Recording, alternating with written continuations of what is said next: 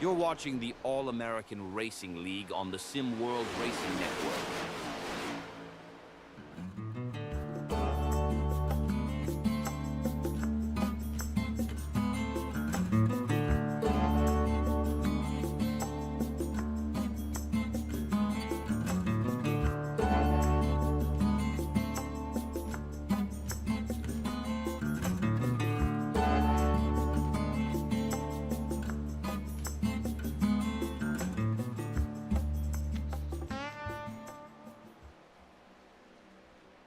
Good evening, race fans, and welcome to Atlanta, Georgia, home of the Atlanta Motor Speedway for race number 2 of the 2025 All-American Racing League Cup Series. You are watching the Sim World Racing Network's presentation of the Atlanta 320 here from the 1.54 mile Super Speedway, quote unquote, as we get set to go, as I mentioned, race number 2 this season for the All-American Racing League Cup Series. My name is Nathan Christensen, as always, the voice of the American Racing League, All-American Racing League Cup Series. So glad you could join us here this afternoon, this evening, as we get set for round number 2, another restrictor plate race here in this one here tonight. Practice is almost coming to a completion, just about a minute left in practice before we get set for single car qualifying. 2 laps. Fastest of your 2 laps will get you your pole position, or the starting position, for the 320-mile event tonight. 208 laps is the distance we will go for these drivers. There you see on the screen there, Tyrone Yo currently sitting 11th in practice times. Looks like 13 cars here to compete this evening in this one. Couple of drivers going to have to miss this one, as I know we will need a few provisionals. Looks like tonight Greg Robinson and Curtis Sobran both not making the call, but will take provisional points to keep them in the running here for the 2025 regular season championship. Again, just under about 10 seconds left here in practice as we'll get this wrapped up, and we will look for qualifying here in a momentarily.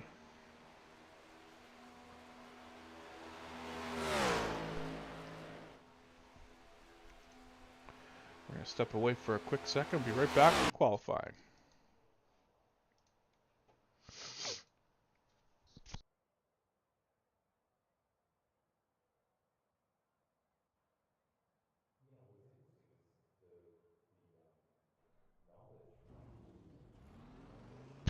Sorry about that, folks. We're right back here at the Atlanta Motor Speedway for qualifying for race number 2 of the 2025 season.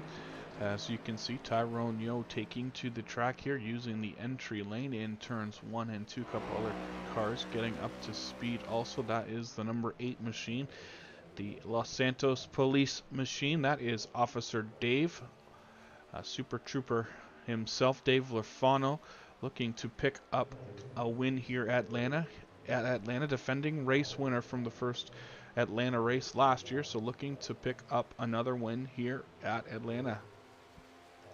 Also on track, the 74, the Red Bull car, that is Ryan Steinhoff, starting his first of 2 laps. Also on track there, you see the Rebellion Graphics number 26 Toyota, that is Chad Snyder, as he gets up to speed on the back straightaway. Tyrone Yo, though, the first car who will look to come around and complete his first of 2 time laps. Again, the fastest of the 2 laps will set your starting position. So Tyrone Yo down across the line to complete lap number 3 shortly, just followed by that is Dave Lorfano. So Tyrone goes with a 31.60. That is not the case. Here we go. 31.570 for Steinhoff. Lorfano's 31.604, and Tyrone with a 31.797 on lap 1. Few more drivers looking to complete their first lap. That's Ken Pack here in the number 16 American Heart Association Camaro down across the line for his first of 2 laps. He goes 31.623. Chad Snyder completing his first lap. We'll see where he clocks in.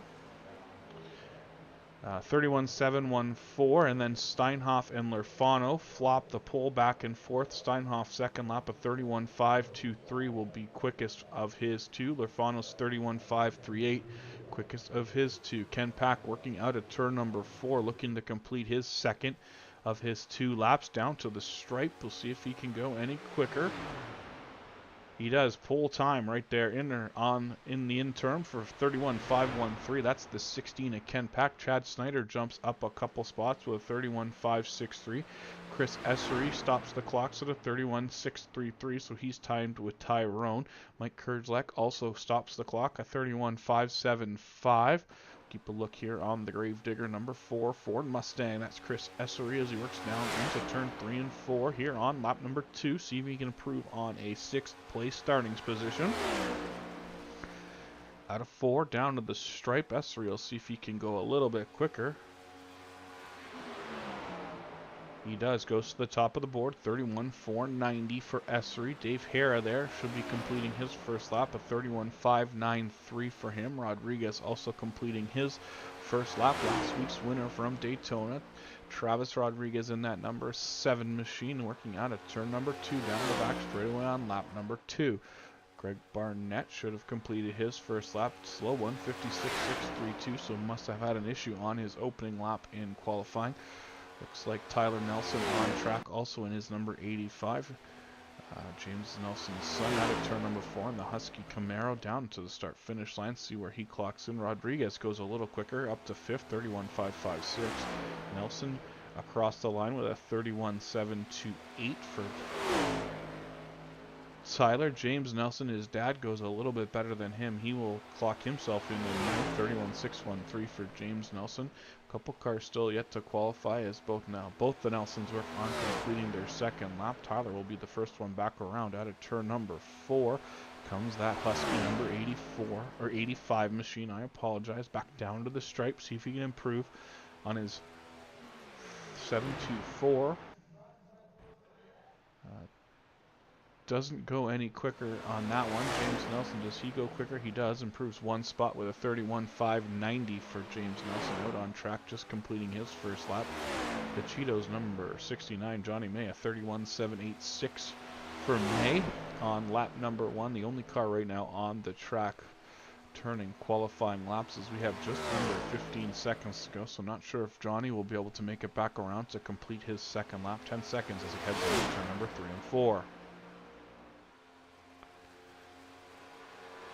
Turn 4, not enough time. I think it's not going to count this one, as Johnny May looks like he will go from the 12th position this afternoon.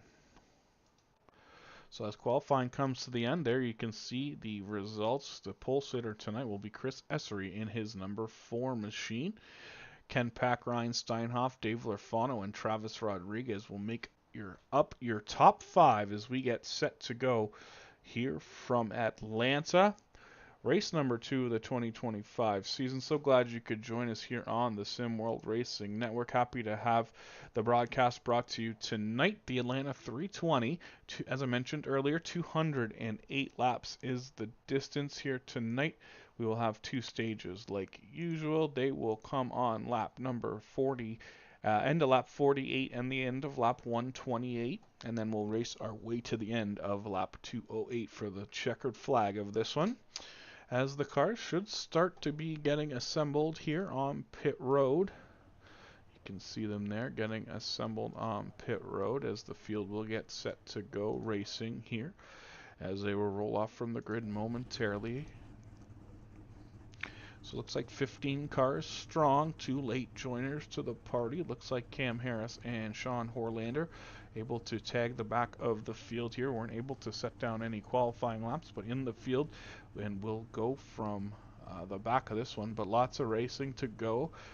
320 miles around this 1.54 mile speedway. We'll just get a few more seconds here for the cars to grid, and we will look to bring you the starting lineup right after this.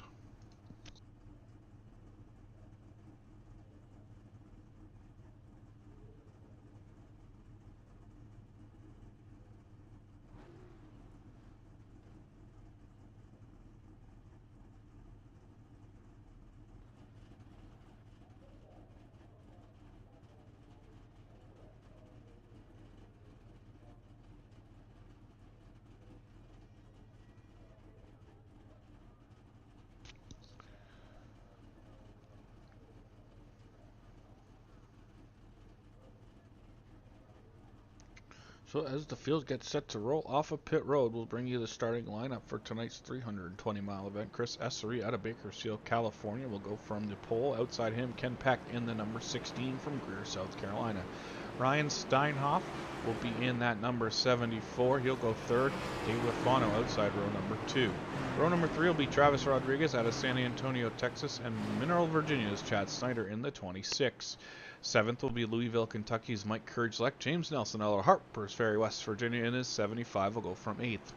Row number 5 will be the 15, Dave Hara in that machine out of Charlotte, North Carolina, and Tyrone Yo Jr. from North Pennsylvania will go in off of the 10th position. Tyler Nelson, also from Harpersville, West Virginia, will go from the 11th in that 85. Johnny Mays, 69 from Shenandoah, Virginia, will start 12th. Greg Barnett from Lyman, South Carolina, in 13th. And the 2 late arrivals, Cam Harris out of San Antonio, Texas, and Sean Horlander out Mount Washington, Kentucky, will go from the back rows of this one.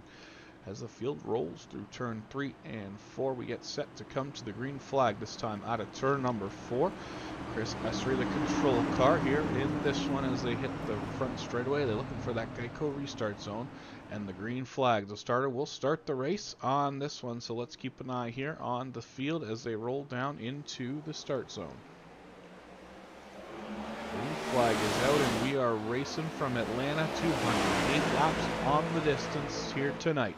Down into turn 1, side by side they go. Looks like Dave Hare might have missed the start. He will be joining the field from pit road, so he will be out of the draft.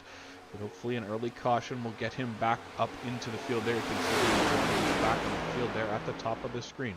Still 2 rows wide as they work through 4. Essery looks to still have the advantage on that bottom side as they come back through the tri-oval down across the line. Ken Peck goes in lap number 1.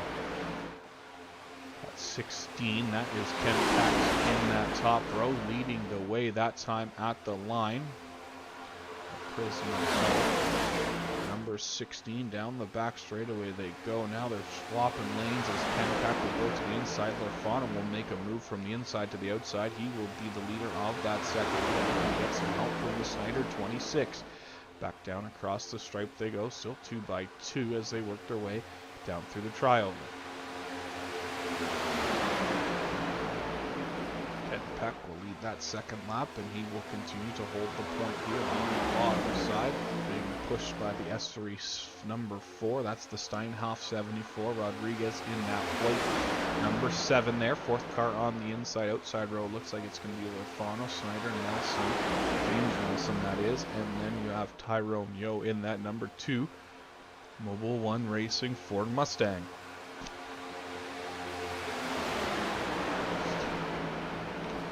Bottom seems to be the quick way around here early in this one as they top 4 have now cleared and easily got away from the back of this little group that's developing here as we have a 4-car breakaway. Lorfano and Snyder now will drop to the bottom. That looks like they're in front of the Kurgelek 41 as they work their way down through. Oh no, I apologize. That might be the 41 at Kurgelek. Make their way down into turns 1 and 2 now. Single file around the bottom. Keep in mind, Super Speedway rules in effect here tonight. No passing or advancing positions below the white and red line there you see on the right-hand side of your screen. If you are forced down there, you are allowed to go down there, but have to return to the racing surface as quickly, as safely as possible. Safely being the key part, but if you use the bottom or the apron below that line as a potential pass for position, you will be penalized potentially at the end of this one, and will be reviewed post-race by the administrators. But now they work down the back straightaway here, 5 into this one early on from Atlanta. Ken Peck all the way so far as he was able to get that inside line going here early in this one, and now he is towing the whole field, it looks like, down through the tri-oval.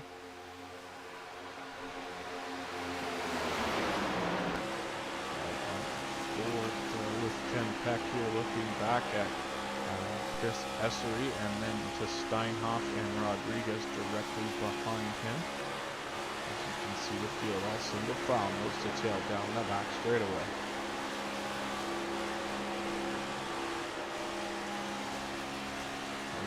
see two cars off the pace, already about a half lap behind the field, so not where they want to be early in this one. Looks like it's Harris, May, and Hera back there, obviously, as I mentioned.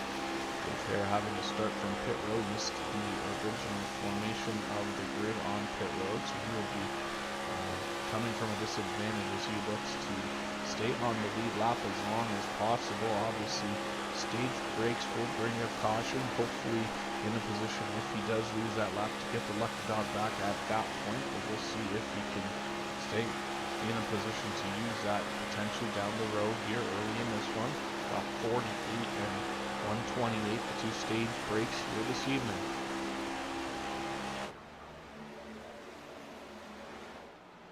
So field works down the back straightaway again, being led by Ken Peck, Chris Essery, Steinhoff, Rodriguez, and Lorfano. Your top five right there outside the top five. Looking in though is Snyder, Kurgelek, Tyler Nelson, Tyrone Yo, and Greg Barnett through the top 10. Then you have James Nelson, Sean Horlander, the last two cars in this first group here up in the pack as they now work their way off of turn number 2. There you can see the tail end of the field working its way down into turn 3 and 4.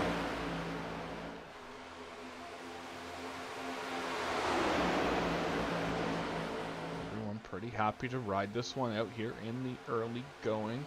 Obviously, with restrictor plate racing, half the battle is making it to the end, so I think that is the #1 priority, similar to last week.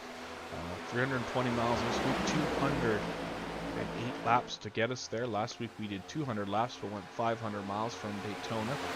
So I think the same strategy might be in place here early in this one, as we can see these drivers running around single file here, as we've already completed the first 11 laps from Atlanta.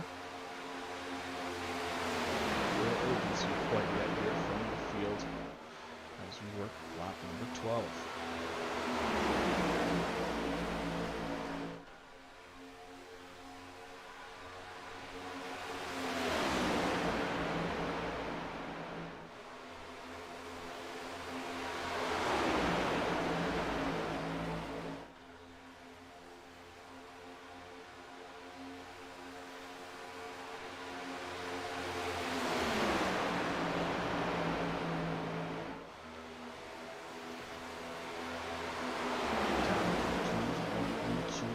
Goes working their way down the back straightaway. We'll keep an eye here on the first 12 cars.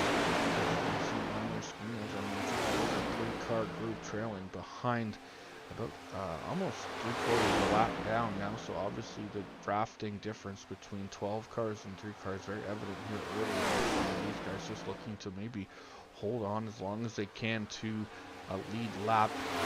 So just a matter of time here before these other 12 drivers chase down the 3 at the back. Back up front again, Ken Peck leads the way, driving that number 16 American Heart Association Prisma Health Chevrolet Camaro out of Greer, South Carolina.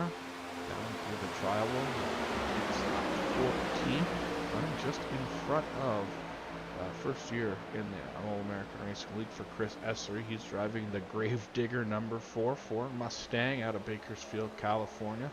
Obviously the pole sitter tonight, but holding on to second here as he looks like maybe he was going to get a slight bump there from the third place runner. That is Ryan Steinhoff, also making his All-American Racing League season, All-American Racing League full season debut this week at number 7-4, and then man on top of it all last week, picking up the opening race win in 2025, the Americana Automotive number 7. That is Juggles Travis Rodriguez out of San Antonio, Texas. I apologize there, as he works right now, currently sitting in 4th position in that number 7 Ford. Right behind him is the Los Santos Police Department officer Dave, as in Dave Lorfano III from Poland, Maine, looking to go pick up the win here tonight from Atlanta. Would be 2 years in a row he's looking to win that at the first Atlanta race.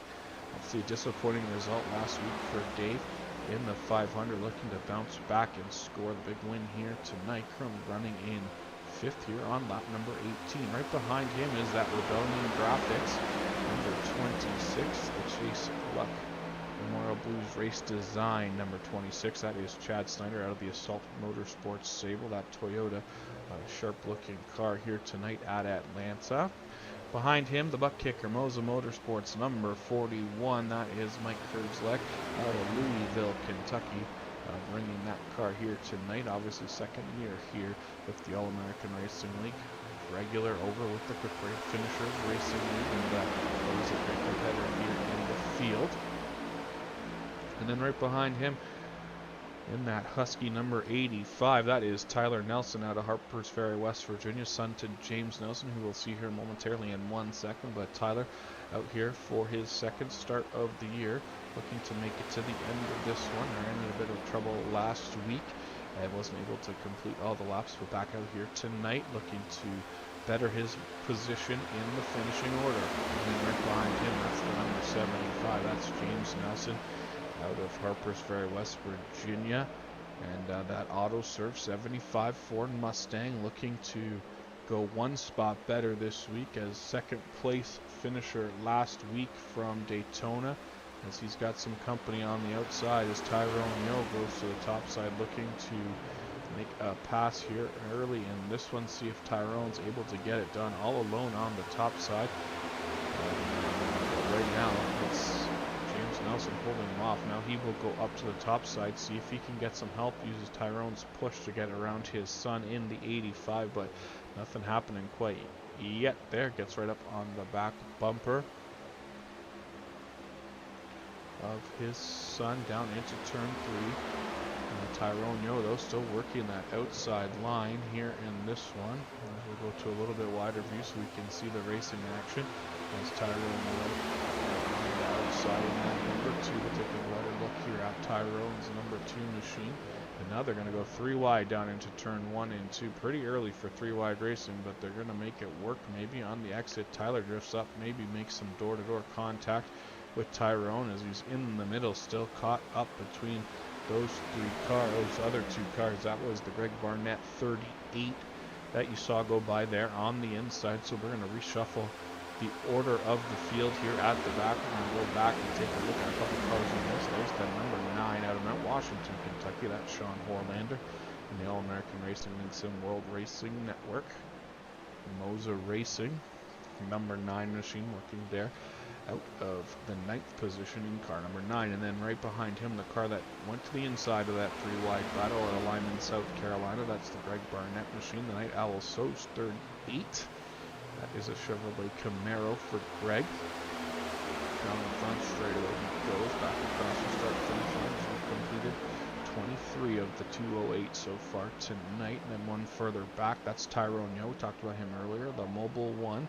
University of Pittsburgh Medical Center, number 2 Ford Mustang down the back straightaway, and then Tyler Nelson right behind him after being forced 3 wide a little earlier at the raw end of the deal, and will hold on to that 12th place position. And then I have to go all the way back here to the second group of cars with Cam Harrison, the Mobile 1, number 27 Toyota out of San Antonio, Texas, and then right behind him is Officer Hillbilly, the teammate to the Dave Lorfano number 8 car. The Los Santos Police number 15 of Dave Hare works his way through turn 3 and 4, currently sitting in 14th position. And then the Flamin' Hot Cheetos machine, that is a Ford Mustang from Shenandoah, Virginia. I've probably butchered that, but hey, it's my first one. That's Johnny May in that number 69. So we'll keep an eye here on this second group as they continue to trail back, as they're keeping kind of pace. They haven't really got too much further behind, as the 12 cars have now been split into 2 groups here, as you can see now. Chad Snyder, the last car in that first group, and then the second group is kind of tailed off as they sit a little bit off the back bumper of the Snyder machine. That's for them leading this second group now, just as they get to the line to complete lap 26. Up front, though, it's continuing to be Ken Pack has led all the laps so far. 26 laps led for the Pack 16 here as we work on lap number 27.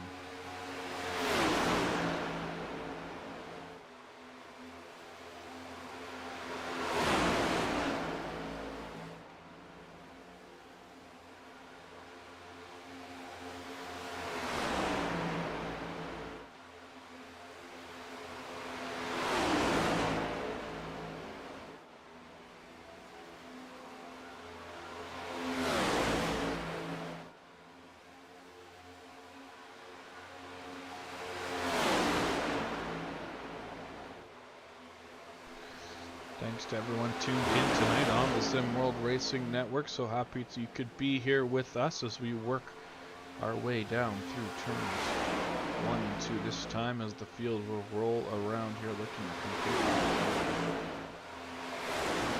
28 there, you can see the gap between the two groups of cars, and one has tailed off the back of that group as they work down the back straightaway and into turn number 3. You can see the group 1, the second group, and then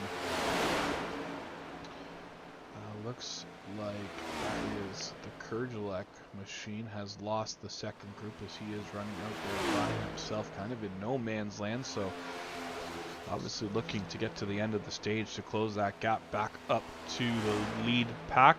But here with 29 laps complete here, definitely running a bit in no man's land. Up front though, we'll continue to watch as Ken Pack still holds off the 4 machine of Essery, Steinhoff, and then Lorfano and Snyder make up the first 6 cars here in this first of 2 groups that have opened up. And then again, Sean Horlander leads group number 2 with him. He's got Greg Barnett, Tyrone Yo, and the Nelson boys, James and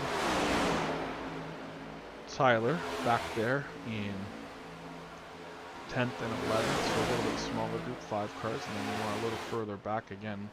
Mike Kurgelek off of the back of that group has lost a ton of ground, but might be able to get picked up eventually, potentially by this group of 3 that is even further behind him. But we'll continue to keep an eye here on the developments of that breakaway in the back there as we work lap number 32, get closer and closer to the 48 stage break here from Atlanta. Right now a nice day here at Atlanta, 69 degrees air temperature, track currently sitting at 78 degrees with a little bit of wind, not too crazy here for these guys early in this one as they work again down across the line. Ken Beck continues to lead the way. All 32 laps so far have been in the control of the 16 car as they continue to run single file around the line down the back straightaway.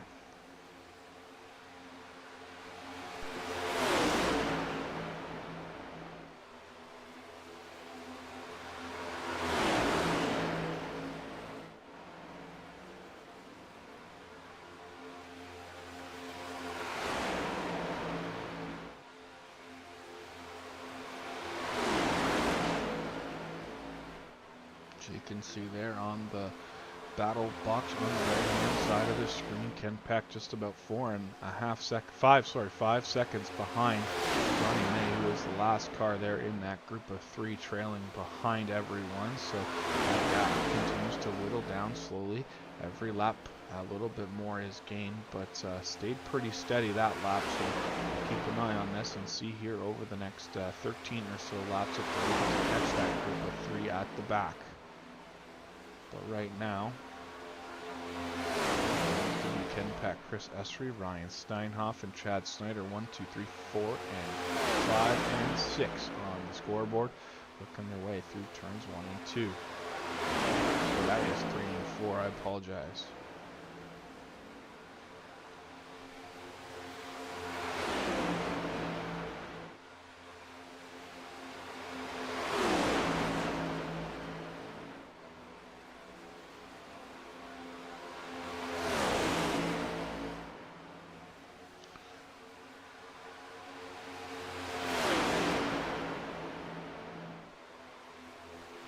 Get closer to the end of stage number 1. Keep in mind that at the end of each stage, 10 points awarded to the winner of each stage, plus the also important playoff bonus point that goes towards your total once the playoffs reset at the end of the first 26 races in the season. But obviously the top 10 get regular season points each and every stage, 10 to the winner, 9 to second, 8, 7, 6, so on and so forth, to the 10th place driver getting 1 point at the end of the stage. So those points can pile up and definitely help you in the standings when you need it.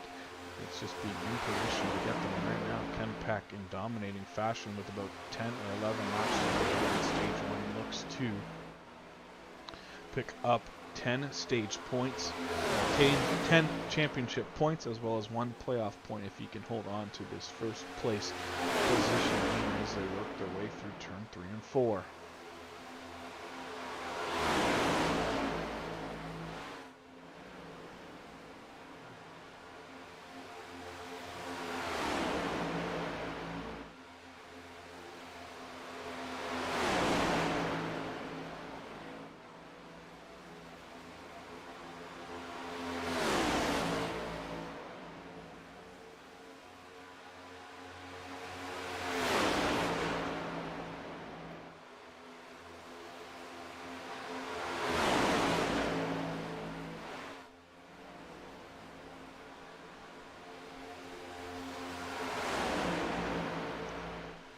Another new thing to keep an eye on this year is the driver with the fastest lap time in the race. Currently, that is the number 9 machine running in 10th, Sean Horlander, with a 29.820.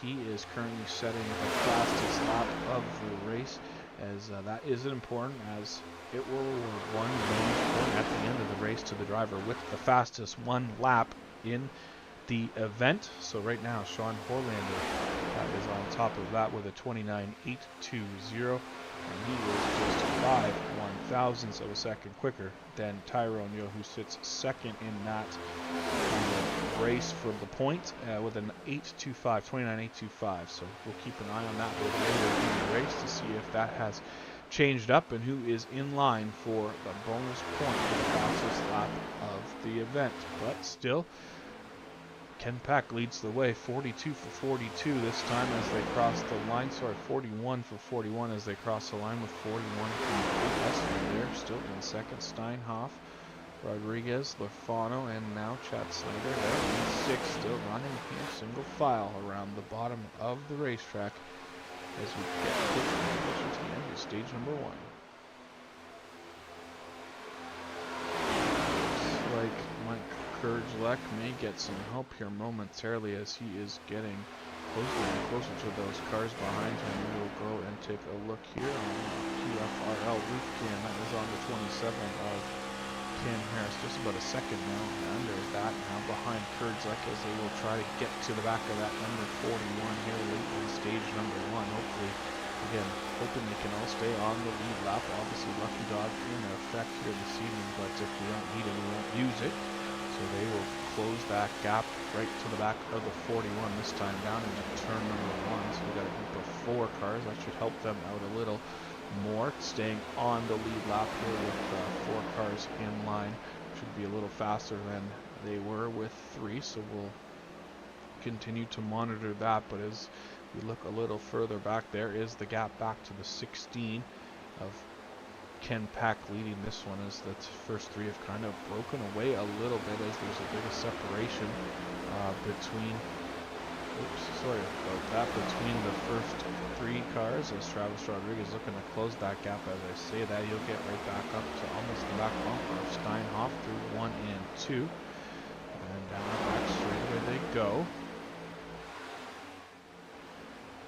Back together again, still 3 groups of separated cars on the track.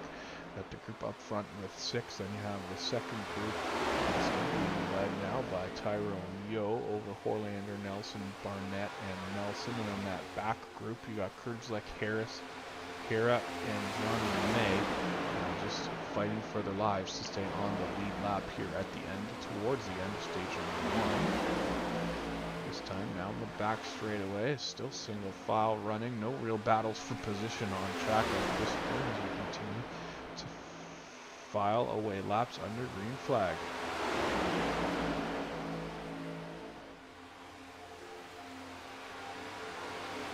time across the line.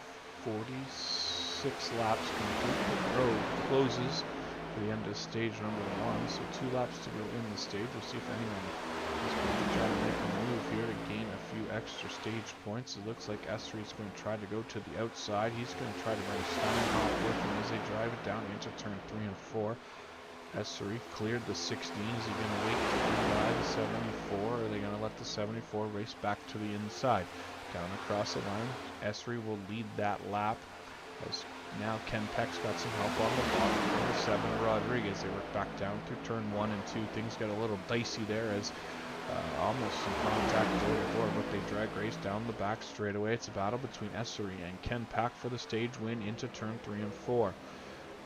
Esri got a little bit of an advantage, but that bottom side is going to be the shorter way around. Now Esri almost gets down into the 16 and the 7. That's going to force him to lead or do a little weeble wobble. He might lose a couple spots as Ken Peck will pick up the stage win. The caution will be displayed here at the end of stage 1 with Ken Peck getting the win on that stage over Esri. Rodriguez, Lorfano, Steinhoff goes all the way back to 5th. And then the 26 of Snyder, the 75 of Nelson, the 38 of Barnett, the 85 of Nelson, the 9 of Horlander, and will be the last car to score points here in that one.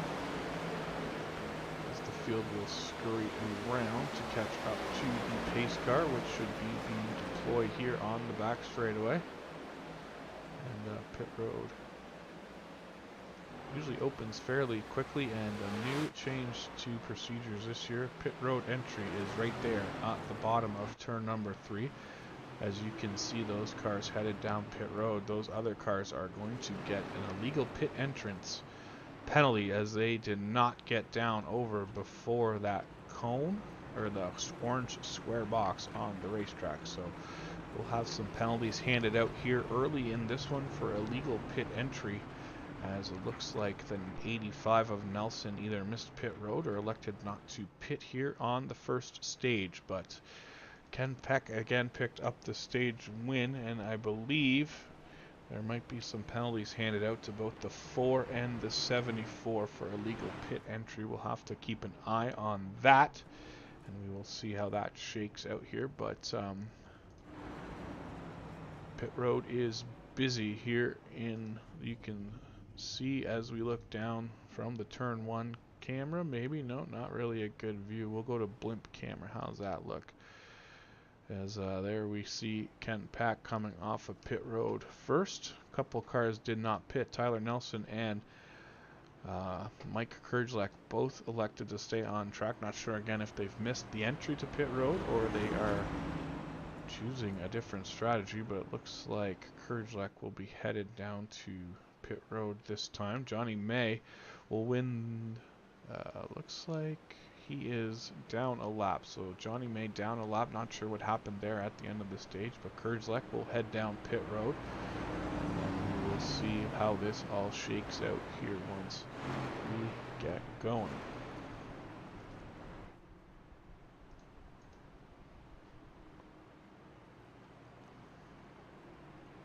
So the race later looks like it's going to be Tyler Nelson once everything shakes out, as Mike Kurgelak headed down pit road. Obviously going down the pit road, like I mentioned, you have to jump down to pit road. We'll take a look, see if we can see. So see where the red lights are flashing there on the inside pit wall. Just out from that, there's a little orange box there where the white line starts, and that's the line you have to be on the inside of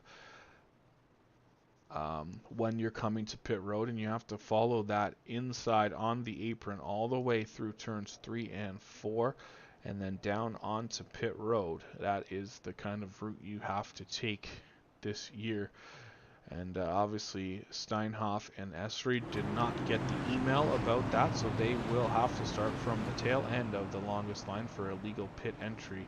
They're under caution. You can see them back there behind Johnny May. As I mentioned, 1 lap down is May at this point. Then Steinhoff and Esri will join from the tail end of the field. Up front, though, Tyler Nelson in the catbird seat here on this restart. He will be that white and black 85 Husky machine looking to go back to green flag this time. No, he is headed down pit road, and he will forfeit the lead as the field now will swap over and do a switcheroo dunkaroo. They're going to get the lineup all situated now. Let's see how this shakes out. That's going to put Pack and Rodriguez on the front row as Tyler will again head down pit road to the attention of his pit crew as we get set to go back. Green flag racing here from Atlanta. Ken Pack, the control car, will hold the pace down into the Geico restart zone. And we look for the starter to drop the green flag just right about now. Green flag is back out, and we are back racing here in this one.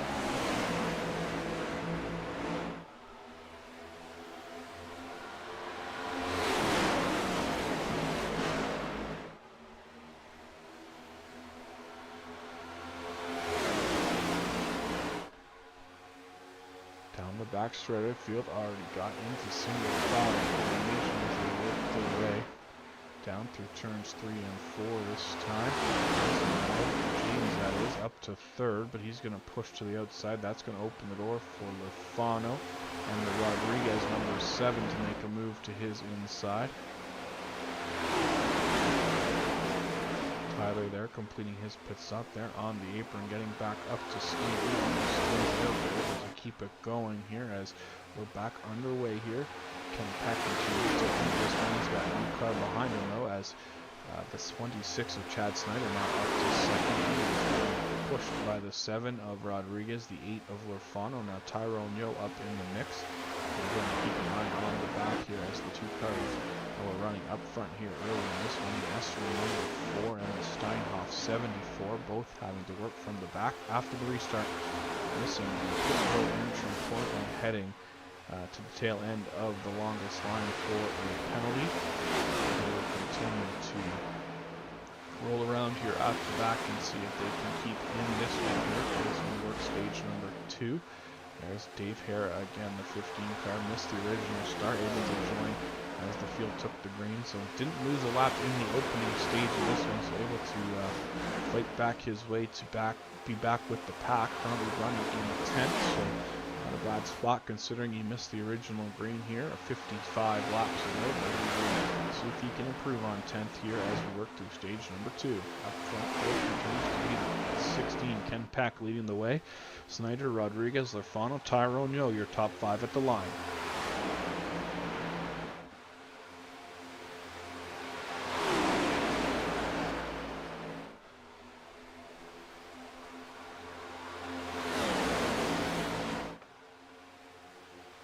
So Tyler Nelson back down pit road. You can see here on the scoring monitor. I think he had to serve a black flag for pitting low pit when the green flag was out, so he will have to serve that penalty and rejoin the race. He's already 4 laps down, unfortunately.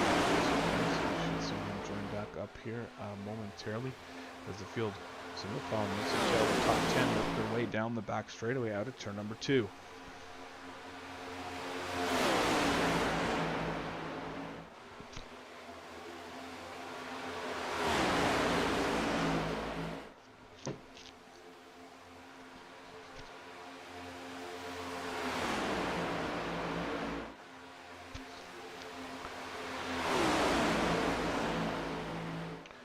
As we are past the 1/4 distance here from Atlanta, 320 miles, 208 laps, the total distance for these guys here tonight. You're watching the Sim World Racing Network's presentation of the All-American Racing League Cup Series. So glad, as always, you can join us here on a Thursday night this year, moving from Tuesdays in 2025. We will continue to do the best to broadcast all the races here in the 2025 season. As we get set for our first road course race of the year next week. We're headed to Coda for the first of a handful of road course races. Obviously a different layout this year though. We will tackle. They'll take the back half of the track away, and it will be the, I believe it's called the North Course or the West Course. you don't have to go all the way down to that very tight turn 14 anymore. Get through the S's there coming down the hill, and then you'll make a couple of left-hand turns and join that long back straightaway halfway up, as you can see weeble and wobbling there at the back half of the top 10. Tyler and keeping it under control as they were able to sort that out. Now we have a couple of cars too wide. Don't want to get stuck like that for too long. Definitely going to lose the draft if you hang out too wide for too long on this one. But they get that sorted back out now as they get back to single file racing here at the top 10 as they work their way down the back straightaway. Again, a 4-car kind of group has fallen off the back of 11th, 12th, 13th, and 14th as they should see them in the back of a couple of these camera shots. So they're just coming into screen now. So there's a couple of cars you got pit entry penalties as well as Courage Elect back there with those guys. Not too far out of this one, obviously trying to get to lap 128 in stage number 2.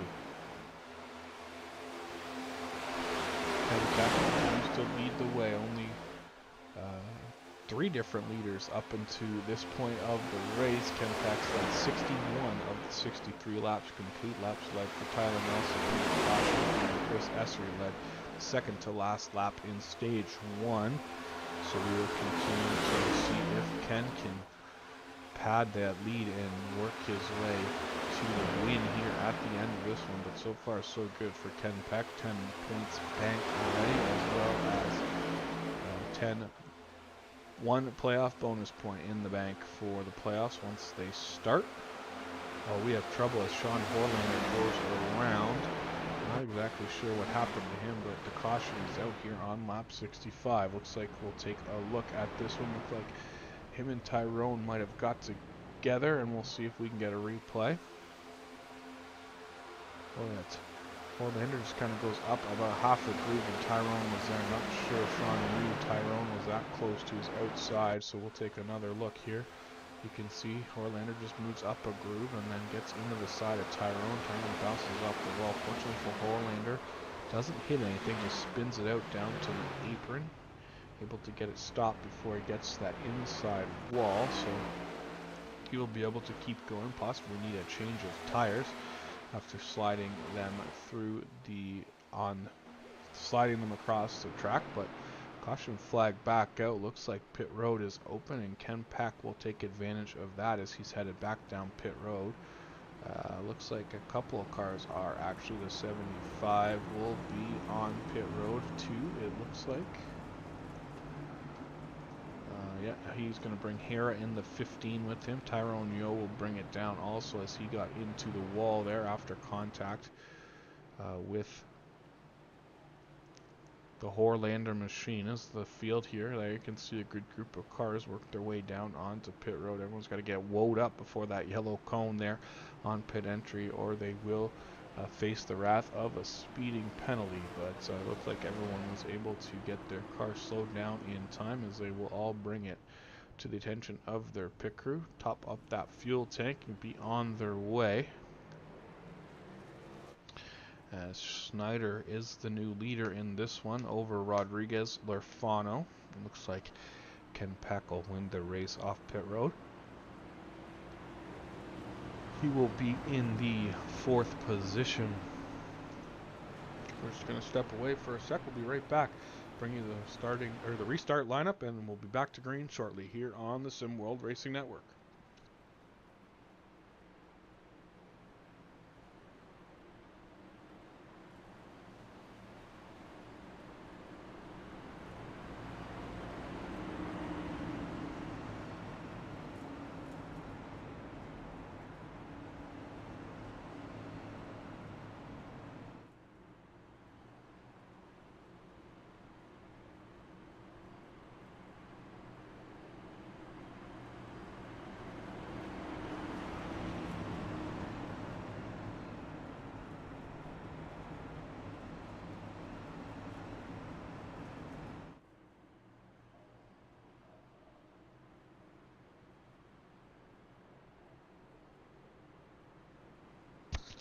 Welcome back to Atlanta, Georgia, here for the All-American Racing League Cup Series. The Atlanta 320 on the air tonight from Atlanta, Georgia. 320 miles, 208 laps around the 1.54 mile Atlanta Motor Speedway. Again, happy you could join us here as we get set to go back to racing. The field has doubled up here as they hit the entry of turn 1 and 2. As the leader on the front row, that is Chad Snyder in his 26. Outside him will be Travis Rodriguez. Row 2 will be Lorfano and Ken Peck. James Nelson, Dave Harrow make up row 3. Steinhoff and that is Essery in row number 4. Looks like it's going to be Tyrone Yo and Travis Rodriguez in row 5. You'll have, no, that's Tyrone Yo and Cam Harris. I apologize. And then you have, looks like Kurdzlek on the inside with Horlander on his outside. Tyler Nelson there behind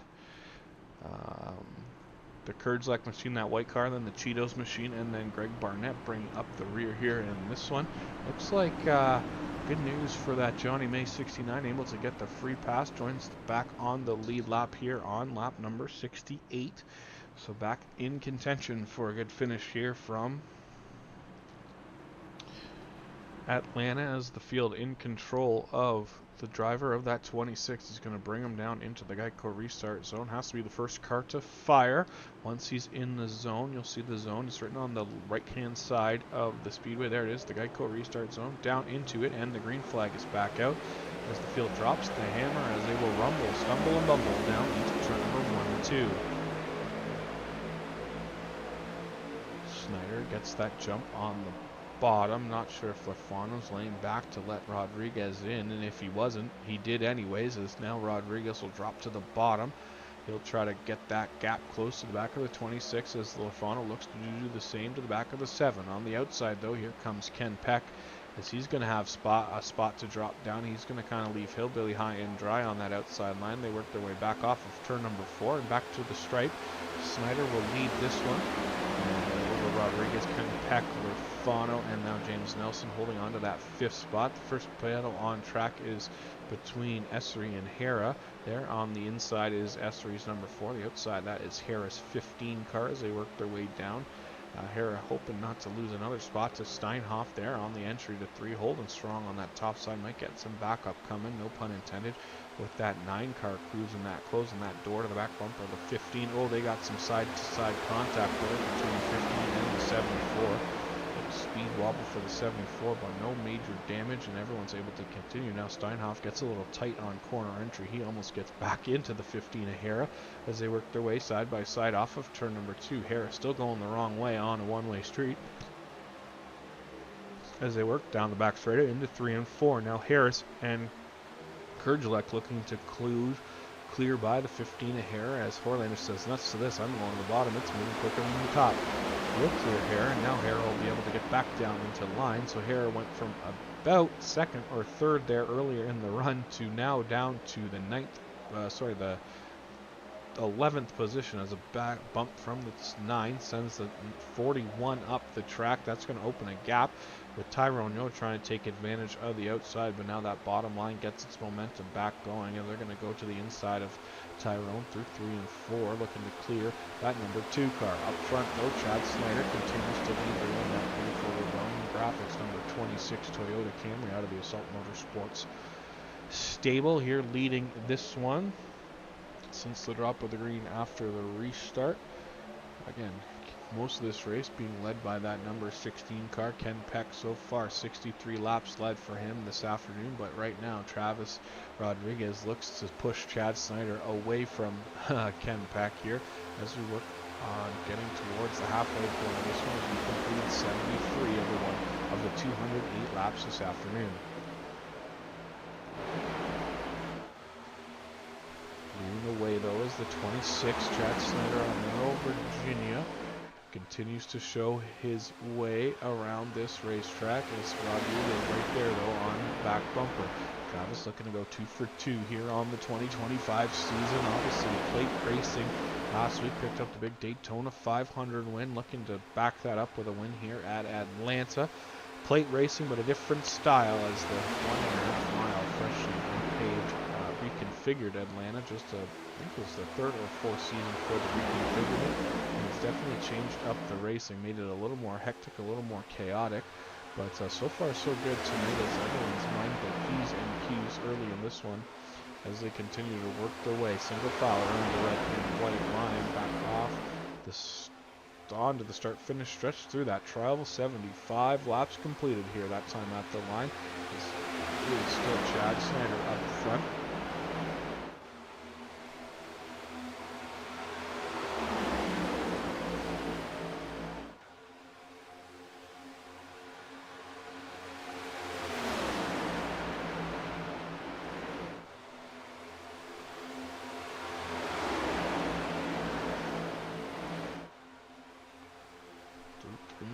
Back down to the triangle and start finish line. Snyder continues to lead this train of cars down around two.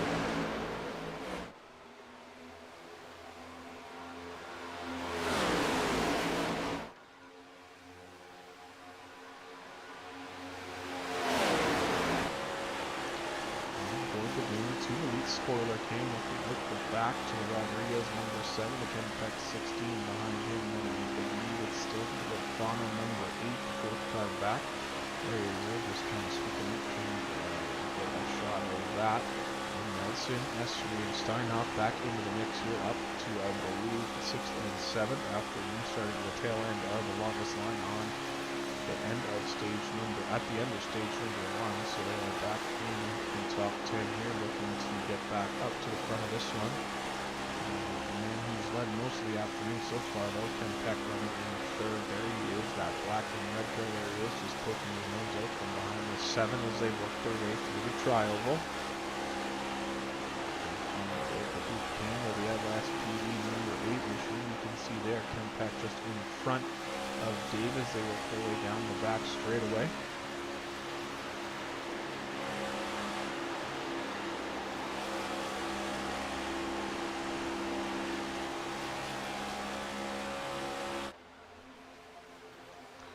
Still lots of single file racing developing here early in this one. We're at the midway point, so I can't say early anymore as we've got through 79 of the 208 scheduled distance this afternoon.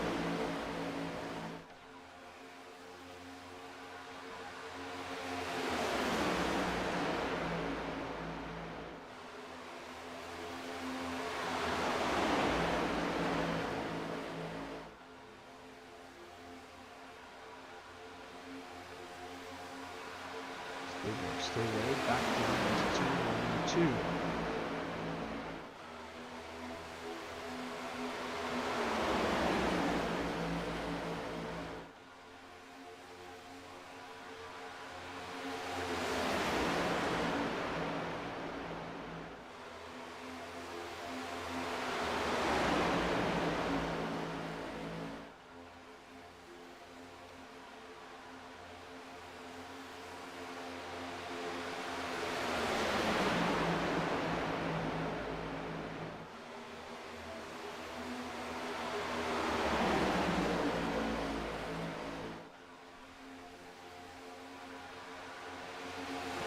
Passing going on here in this one, as we mentioned earlier. The key to these super speedway races is making it to the end. You don't want to put your car in a bad and vulnerable spot here early in this one. We've still got over half the race to go. One thing I did want to mention tonight is fast repair is an option for these guys here at Atlanta, but going to the Coda Road Course machine, the fast repairs go away. Anything that is not a super speedway race will not have a fast repair here in 2025, so look for that to possibly change up how these drivers run these races potentially here in the long run.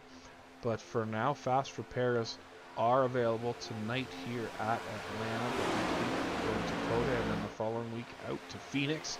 No more fast repairs until we get back to Talladega early in the spring. So we'll keep an eye on how that plays out this season to see if that makes people a little less aggressive, or if they will continue to race with no care in the world. But for now, we'll keep an eye on that here as we will make make sure that we report to you when the fast repairs are used. So far tonight, no one in a situation where they've had to use that fast repair, so far so good for most of these guys here out here. Now Chad Snyder up to 19 laps left. That time after line here as we work on lap 85. Continues to lead the way over Rodriguez, Ken Pack, Dave Palmer, and James Nelson on track here.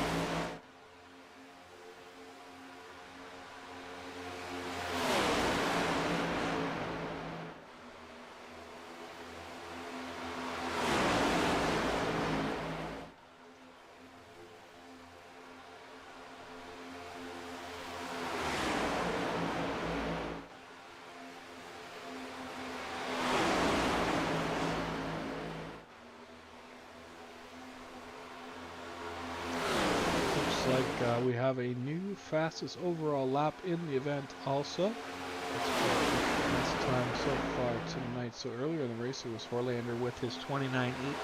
Looks like 41 occurred like gone quicker than that, a 7.56, so 2.9756. Now the fastest lap of the evening for Mike Kurdzlak, currently sitting in 6th position. So good rebound for him as well, along with the S3 and Steinhoff cars. These three cars had, two of them had pit road infractions, obviously pitting, crossing the pit line for the 74 and the 4, and then Kurdzlak just lost the draft towards the back half of the stage and weren't able to stay on the lead lap and salvage a lead lap stage finish, but put him with some work to do, and now he's up to 6th spot there behind the Nelson 75, so right in the thick of it here as we work lap number 90 of 2:08 from Atlanta.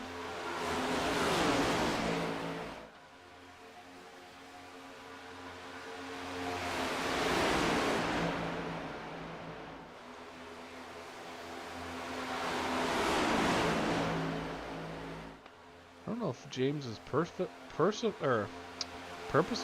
off on corner exit, or if the car is just that tight behind the 15 of the 8 Lorfano that it's pushing it up the track. The time he's able to hold it on the bottom on corner exit, so we'll see how it continues to push up on him. But right now, still holding on to that 5th spot there in front of Kurdzlak and behind Lorfano as they work their way down through turn 3 and 4 here at Atlanta.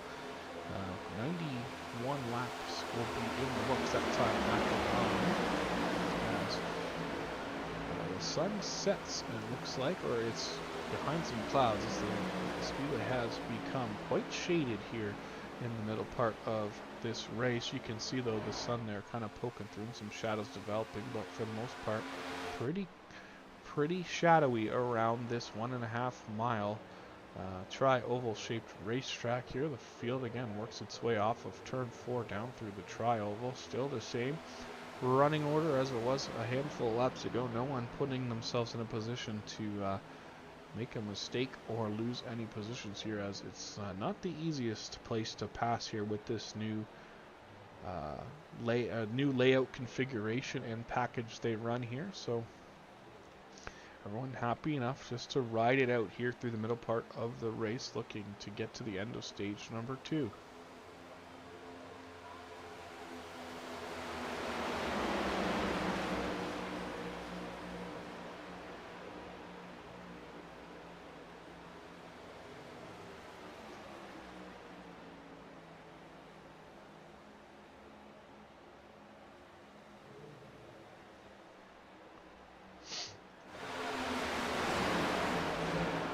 front. Snyder continues to lead the way here over Rodriguez, Kenpeck, and Lorfano, and James Nelson there, your 5th place runner.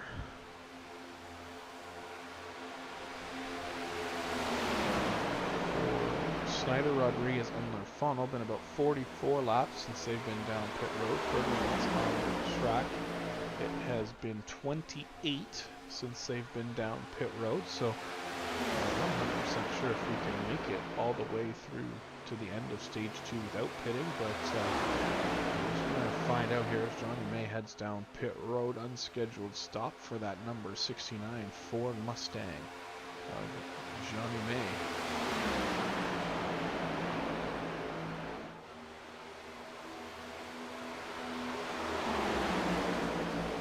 Looks like Tyrone, Greg Barnett, and Tyler Nelson have all hit pit road also to top up on fuel, so that may answer my question from earlier if they can make it the distance here to the end of the stage. Let's take a look here at the pit strategy. So pit stop laps there for everyone. So last on pit road for a couple of guys was lap 50, and then everyone came down at lap 66 for the caution. So we'll see if these guys, so they'd have to go almost 70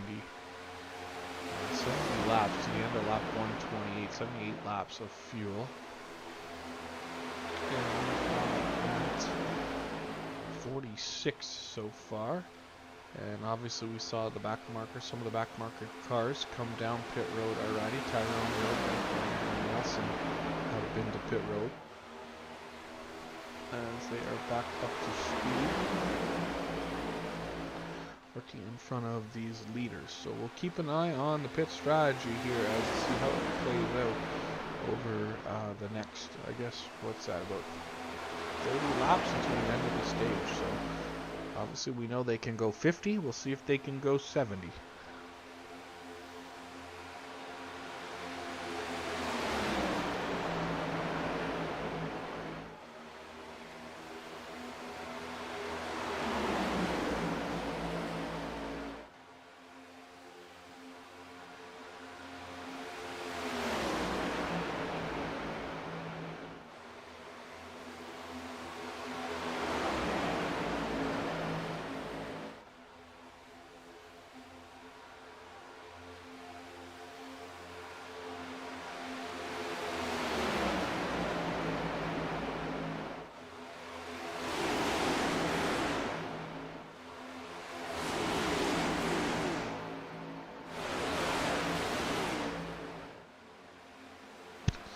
They come, the 3 cars that hadn't come to pit road down on the pit road entry road. Chad Snyder's going to go a penalty as he drifts out and over the pit road white line, able to get it back on, and he hits the pit road cone onto the grass. So not the best pit entry for the Snyder number 26, as the rest of the car, or the other cars, all stay on track. They look like they will be able to make it to the end of the stage if they're not coming now. So we'll see how it plays out for Chad Snyder. Obviously hit the pylon on the entry to pit road, so that may bring him a black flag. But again, staying on track is the rest of these cars here. Kenpeck, Nelson, Kurdzlek, now the top 3. As now it looks like Chavez and Esri and Steinhoff head down pit road. Looks like a black flag for Chris Esri, so we'll see if we can see what happened to him.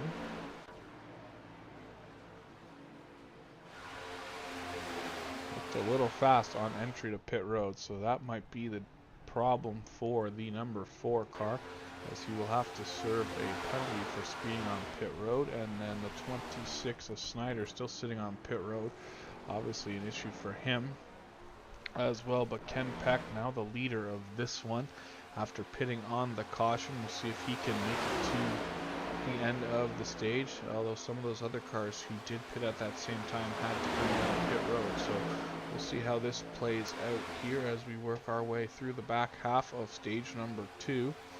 I'll bring up the stint length chart again so you can see Rodriguez and Lorfano able to go exactly 50 laps and were made before they came down pit road. And then all these guys still have about 13 laps to go before they get there, but that'll be before the end of the stage. That'll get them to about lap 117, so about 10 laps between them and the end of the stage. But we'll see how this plays out, as these 5 cars now only appear to be the only cars on the lead lap due to the pit stop cycle. So we'll take a look. As you can see, we'll switch this to gaps. There you go. Only 5 cars on the lead lap here in the back half of stage number 2 as we work on lap 105 of the 208. So past the halfway point of this one, at least. It's all downhill from here, as they say. We'll watch this right to the end, but got to get to stage 2, end of stage 2, before we get to the end of this one. So looks like both Esser and Snyder now down 2 laps to the leaders because of their penalties. So they have some work ahead of them to dig out of that hole.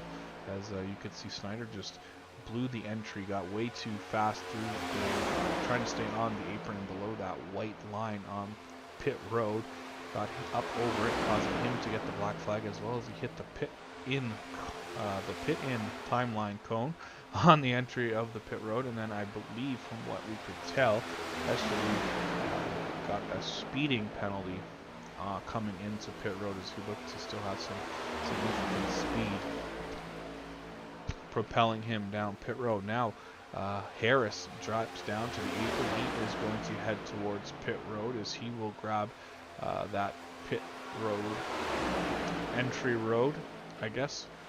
Pit road entry road, yeah, for Harris, as he drops down there onto the apron. As we continue here under green flag, looks like we should see more pit stops maybe soon for these 4 cars that have yet to come down pit road, although Harris's last time on pit road was the same time as these guys, so 41 laps it's been since these 4 cars have been on pit road. Looks like Dave Harris still holding on to the lead lap. He was last on pit road at the same time, so he's fallen off the back of this pack, I guess, in the general order pit stops, not able to keep up with the leaders. So he is on the lead, last car on the lead lap, but 11 seconds back of Ken Peck at this point. And continue to watch these 4 cars out here on track. Then it looks like Harris sits in 5th. The Cam Harris, that last car to pit, currently sits in 6th. Then you have Steinhoff, Rodriguez, Lorfano, Tyrone, Yo, Greg Barnett, all 1 lap down, and Snyder and Essery 2 laps down at this point. Then Tyler Nelson, after his miscue with his pit road experience at the end of stage 1, currently sitting 5 laps down. I would imagine all these drivers would at least get 1 lap back once this group makes its way down to pit road. So that will put most of the field back on the lead lap, and hopefully give Snyder and Essery one of those 2 lost laps back, and move Tyler back into only 4 laps behind. But we'll see how it plays out here. We're lap 111 of 208 this time. Through turns 3 and 4, they're looking to complete that lap 111. So getting closer and closer, I think, to maybe when these guys will have to come down pit road. At this point, though, not 100% sure. Longest we've seen anyone go. Again, we'll take a look here at this. Oops. Stint length. So 50 laps is the longest anyone on track has gone so far. So these guys are up around 45, be 46 this time at the line. So 50 is the end of a field run. You should see these cars coming down pit road in the next 5 or 6 laps, roughly. But for now, they stay on track, continuing to run. 1, 2, 3, 4 here at Atlanta. Race number 2 of the 2025 Cup season. Last week's winner, obviously, the number 7 machine. Travis Rodriguez picking up the victory in that one. A couple drivers, though, here in this field up front here looking to pick up their first wins.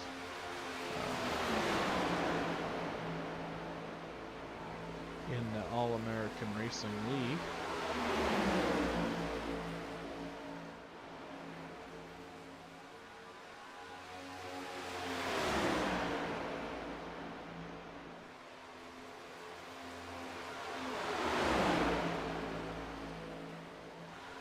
One of those drivers who's led the majority of the race, 78 laps so far. Ken Peck still looking to get that first All-American Racing League win here under his belt, so he is in a position to potentially pick that up here as we pass the halfway point here from Atlanta.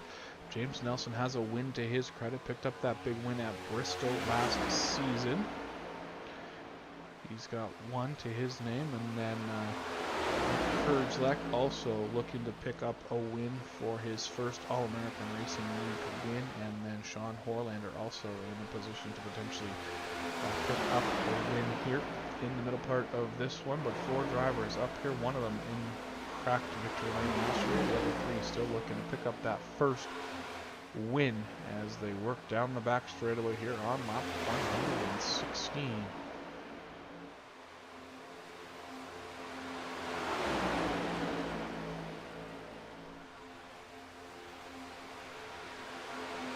That win last week, Travis's 3rd win since we've gone to 4-leg seasons. Obviously picked up the win last week at Daytona, and then 2 last season. Won the Talladega race as well as the Chicago Street Course race in 2024. So here we go, everyone headed down pit road. Hopefully they can all keep it between the lines, as they say. And they seem to be doing well at that. Now it's about getting on the brakes and making sure you don't speed on pit road. There you can see the yellow timing line when things start. Ooh, Nelson hard on the brakes, almost got into Kurdzlek and Horlander having to slow down for that 75, but they all made it down onto pit road. Probably going to be a fuel-only pit stop. See how far back these cars are. As Cam Harris there, he will go by, and he will get his lap back with the rest of these cars all back on the lead lap. Dave Hera in the middle of it. He is the leader at this point. Only car has not pitted is the Hera 15 car. Looks like Sean Horlander picked up a penalty on pit road, so Horlander has got a penalty that time on pit road, so we'll see how that shakes out and if he's able to get back around. But now the field works its way down here through turns 3 and 4 as the Peck and Kurdzlek car and the Nelson machine and the Horlander machine all back underway. Horlander will have to come back down to pit road to serve that penalty though, and I think he's doing just that. There you can see him on the inside, so a penalty for Sean Horlander will bring him back down to pit road. But the leader right now is at 15 of Dave Hera, up to 53 laps since he was last on pit road. Now these guys will catch the 75 of Nelson, who will be on the tail end of the lead lap. So Hera there is the first car, the leader at this point. Those 2 cars in front of him, the 27 and the 75, are on the tail end of the lead lap. The 74 and the 7 are currently down a lap, but both Peck and Kurdzlek managed to stay on the lead lap, although they are 22.5 seconds behind the leader, Dave Hera, at this point. So we'll see if Dave was able to save enough fuel here to get him to the end of stage number 2. Again, 2000 at the end of lap 128 will be the end of the stage, as he's now put the 75 and the 27 both down 1 lap here at this point, as he works that outside with some help from Steinhoff. But now that bottom line rears its ugly head and gets back around the Hera 15. Now Steinhoff will go to the inside, and he's going to let that whole group of cars go by. And did Hillbilly run out of fuel? Off the pace is the 15 at this point. And did Dave push it too far? He is down on the apron as Dave Hera looks to be out of fuel here on lap 121 as the leader. So that's going to put this race back into the hands of Ken Peck's number 16, as he just now crossing the start-finish line, heading down towards turns 1 and 2. Dave Hera though still rolling around the bottom here on the inside of the track, down on the apron. We should see his car pop up as these cars head down through turns 3 and 4, as Hera there just now crossing the time and pit road in line there on the bottom. So Dave Hera out of fuel, pushed it a little too far, And Ken Pack will take advantage of that, and he will jump back up into the lead with Mike Kurgelak right there on his back bumper for second. Sean Horlander there, 2 laps down, running currently in the 13th spot after having to make a second pit stop, or a second trip down pit road for a penalty on his original pit stop. Third place right now, that is the James Nelson, 75, sitting about 7 seconds off the back of the lead 2 duo. He's bringing Harris, Steinhoff, Rodriguez, Lorfano with him, and a little gap back to Tyrone Yo and Greg Barnett. As Hillbilly still trying to get it onto pit road, definitely out of fuel, is that 15 car. Down across the line, that time 123 complete, working on 124, getting closer to the end of stage number 2. So let's take a look here. What did we learn from that? We learned that you cannot go 55 laps on a tank of fuel, as Hillbilly ran out, clearly ran out of fuel here in that one. So he will be, hopefully be able to get it to his pit box without needing to take a tow and make a bad situation even worse. But up front, it's Ken Peck leading the way as Nelson and Harris and that group of cars close that gap between themselves and the lead 2, but not enough time to do it as we're already on lap 125. As we get to look towards the end of 128 for the stage, they got that gap down to about 5 and 3/4 seconds, but not enough time and not enough help to close that gap here over the next 3 laps as they come back down across the line. 125 complete, 3 to go in the stage.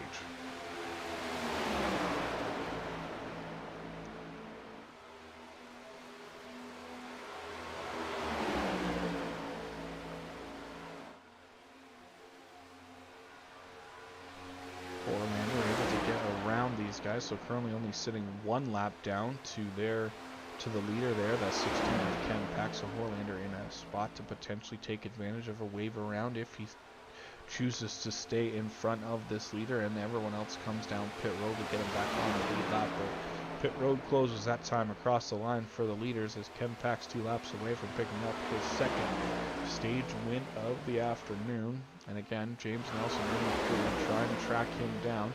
About half a straightaway behind these 2 cars out front. That's Pack and Kurgelak.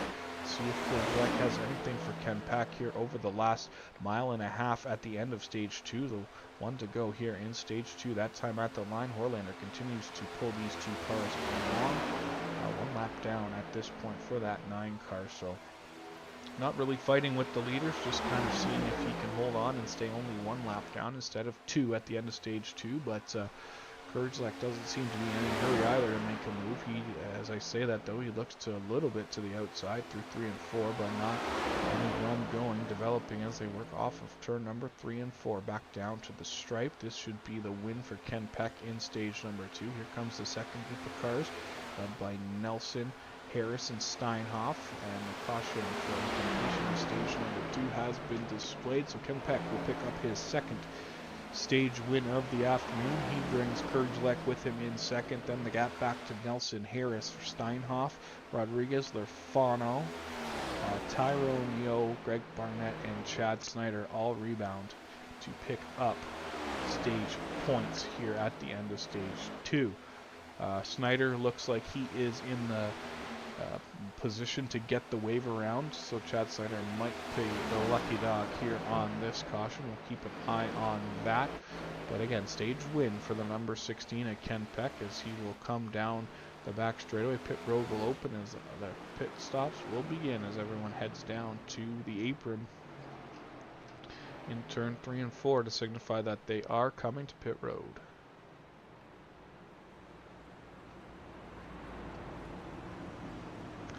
We're going to step away for a quick second. We'll be right back on the other side of this one, reset the field for you, and bring you stage 3 of this one from Atlanta. 130 laps complete from Atlanta. You're watching the Sim World Racing Network's presentation of the All-American Racing League Series, and we'll be right back.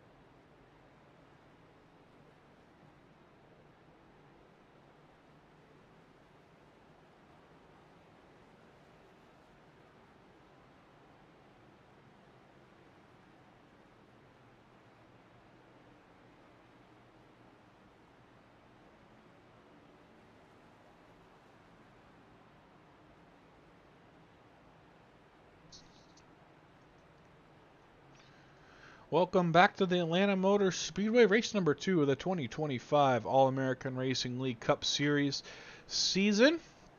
As stage 2 came to a completion there at the end of that last run, so we get set to go for the third and final stage, the run to the finish here this afternoon, as the field gets the 1 to go signaled as they will start to double up. Looks like your front, as we saw Dave Hara get the wave around, so he will get one of his laps back as he will join the tail end of the field, hustle his way around, put in 2 laps down to the field. So as the field rolls its way through turns 1 and 2, 2 by 2 they go. Looks like the front row, that's going to be the 16 of Ken Peck, James Nelson in the 75 on his outside. You have the Harris 27, the 74 of Steinhoff there running in 4th. Behind him, 03, looks like it's going to be Travis Rodriguez and Dave Lorfano from what I can tell.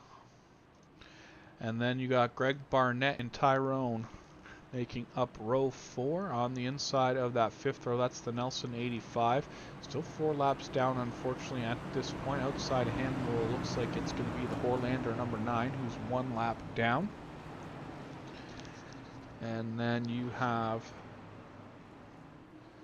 the 26 of Snyder in there, the Kurgelek 41, and the Essery 4. Then you have Hara, who's now caught the back of the field after taking the wave around. So lights are out on the pace truck. Down into the infield it goes. Ken Peck will be in control of this field as they work their way down into the Geico restart zone. As we get set for the final dash to the finish of this one, the green flag is out. And stars and cars well there in the Cup Series. Stumble, bumble, and fumble down into turn number 1. Pack the first car up to speed on that inside row with Harris on his back bumper, pushing him through turns 1 and 2. That's going to open the door now potentially as Nelson looks to get down to the bottom, but Rodriguez says, hey, no, not quite. You stay up at the top where you belong. He's going to bring the 74 of Steinhoff through also. Then the 8 of Dave Lorfano and 38 of Barnett looking to get through also. That's going to lose Nelson a handful of spots there that lap as he will drop in now to the 7th position after restarting 2nd just a lap ago. As Ken Peck, Cam Harris, Travis Rodriguez lead this group down out of turn number 2. Down the back straightaway they shoot. Continues to lead is Peck up to 93 laps led in this one here. So well on his way to being the lap leader in this event. Obviously, unfortunately for him though, no points for leading a lap here in the Cup Series. But for now, he is continuing to push as he works his way down through the trioval, completes lap 134 here. It looks like Essery picked up some kind of penalty back down on pit road. Was that number 4 to clear it? So Essery using more track position now, 2 laps down after having to serve a penalty. As we continue to work under green here. This time out of turn 3 and 4, we're going to have 73 laps to go to the end of this one. And I'm sure at some point we're going to start seeing business pick up, I would think, as Nelson makes a look to the inside of Barnett on the entry of turn 3 and 4. Barnett pushes up high, trying to get back down in front of Tyler Nelson and not lose the draft and that inside row, able to get that done as Nelson gives him a bit of a break. That's going to hurt Chad Snyder, though. It's going to slow him down a little. All still in this battle, though. 3 and 4 back across the start-finish line.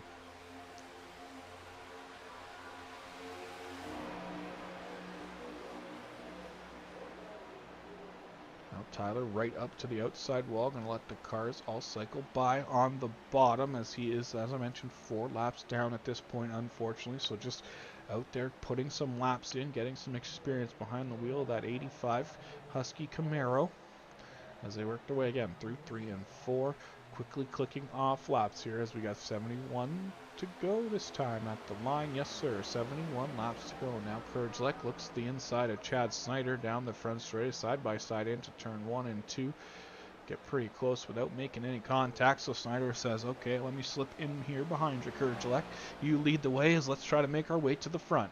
Up front, though, the man of the day has been the Pack 16 here as he works his way to turns 3 and 4. Harris right there behind him. The 7 of Rodriguez and the 74 of Steinhoff and the 8 of Lorfano, all right there with him.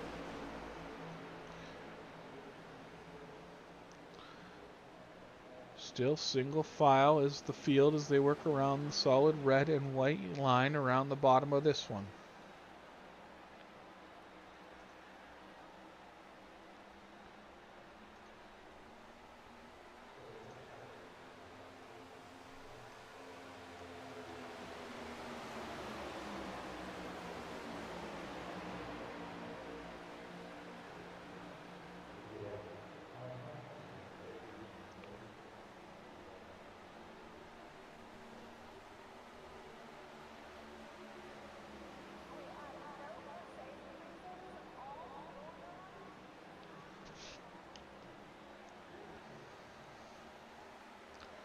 Out of turn 4 one more time. Under 70 laps to go this time as the field continues to work. No one really battling for position here quite yet as they continue to happily ride single file around this 1.54 mile speedway.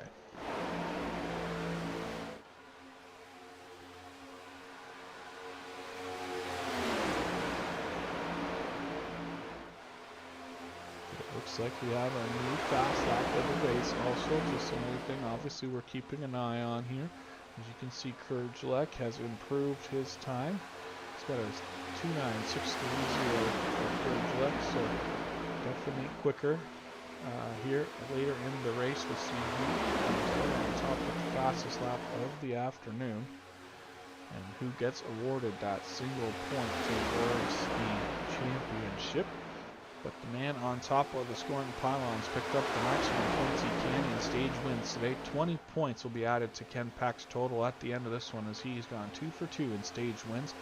Also 2 very important playoff bonus points as he works his way through turns 1 and 2 on lap 143 here this afternoon.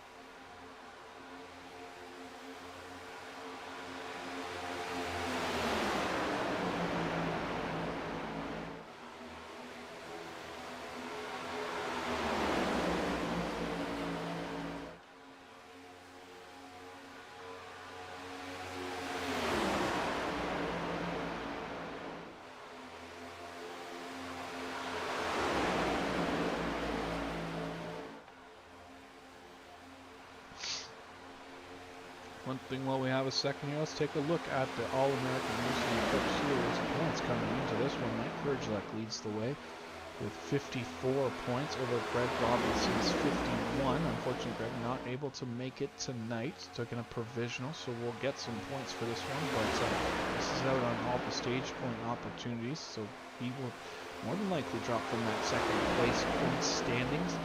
Ken Peck with 50 points currently sits in third. Behind him, Travis Rodriguez, Dave Lorfano are the top 5. Josh Hetrick's 46 points. Tied with Dave Lorfano, so tied for 5th, but Hetrick not in attendance tonight, full season, part-time only with the All-American Racing League. And then James Nelson is sitting there in the 7th with 43. Another driver unable to make it tonight, but looking to use a provisional. That's Curtis Sovereign. He has 39 points on the season. Then Chris Essery with 37. Tyrone Yo rounds out that top 10 with 35 points. Then Harris, Steinhoff, Harris, Snyder, Garnes, all in the top 15. Then Horlander, Uberpacker, and Johnny May on the back half of that. And then Greg Barnett, Michael Boisvert, and Ben Campbell all competing so far in events this year as we are almost ready to get to the end of this one. So to look there at the All-American Racing League points after one of the events here in 2025 as the field works its way back down through the Tri-Oval. 147 laps complete. 61 to go that time at the line. We get set for a finish here from Atlanta.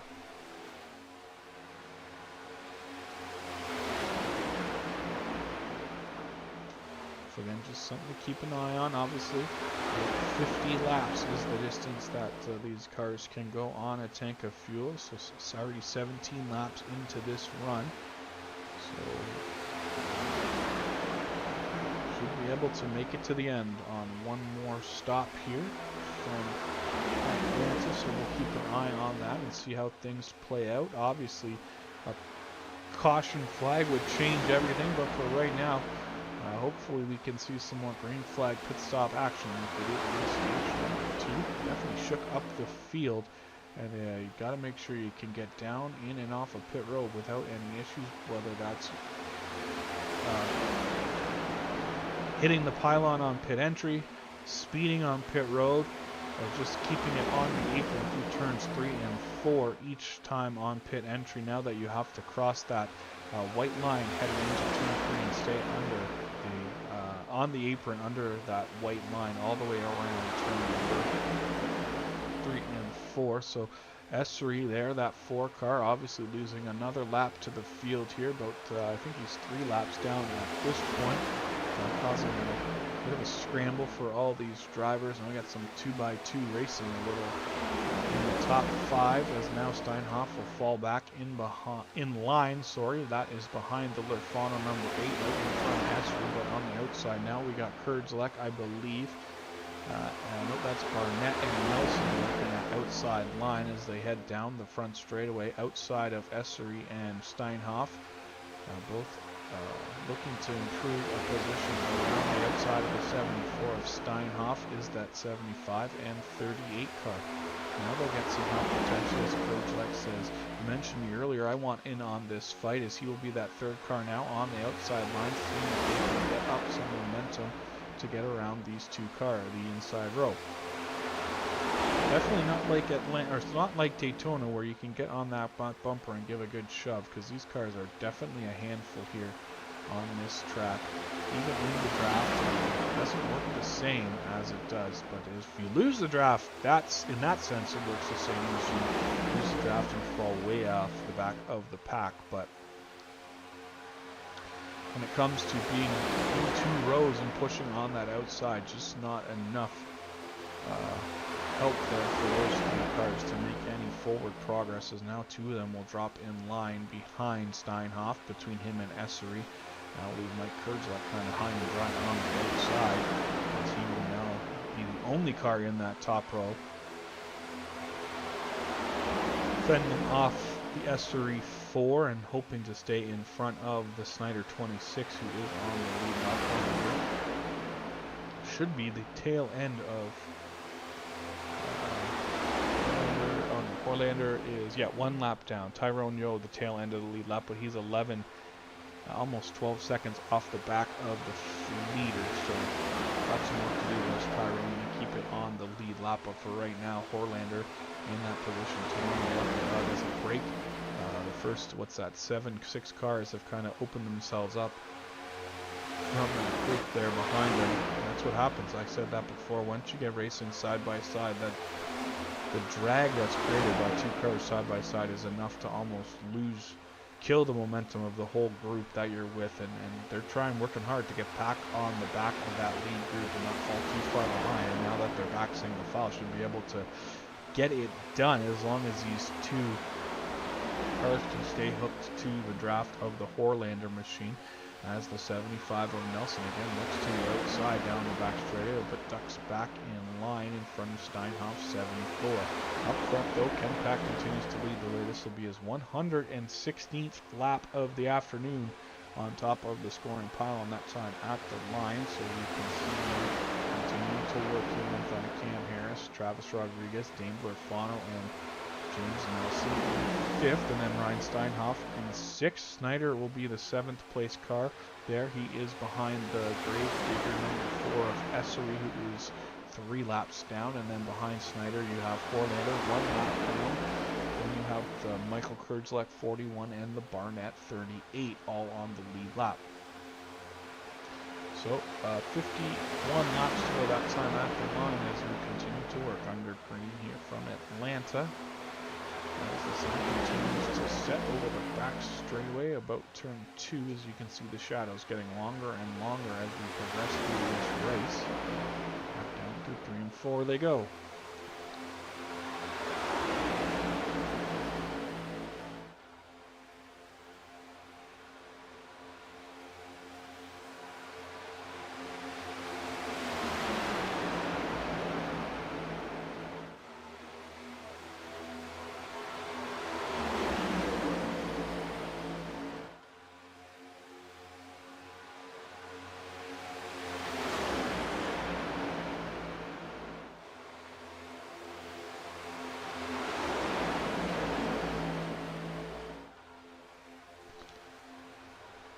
Under 50 laps to go here from Atlanta, and we got some side-by-side battling at the back half of this street. Nelson and Steinhoff now side-by-side through turns 1 and 2. They are 2 cars wide, 3 rows deep. Lap cars and lead lap cars all mixed in there together, so this was making it exciting towards the end of this one. As I mentioned, 48 laps will be left here, this time at the line. Let's see if now they can make some hay on the top side as 3 cars are lined up there. See if they can get going as Esri pretty aggressively pushing on the back of that 74 car down there through the trial. Will have to back off a little as the Squigglies got the better of the 74. Now they continue to work though down the back straightaway. Still 4 cars in that outside row, seeing if they can use that to make a run here. Haven't seen anyone use the top side and make any progress in this afternoon's event. Haven't really seen too many cars go to the outside, just trying to run in line and survive to the end. But now, with under 50 laps to go, I guess it's time to make a move to the front. As we got cars around, and the caution should come out. There it is. There's 2 cars tied and tangled together. Looks like Courage, Lex, Snyder, and Barnett all involved. We'll see if we can grab a replay of that one.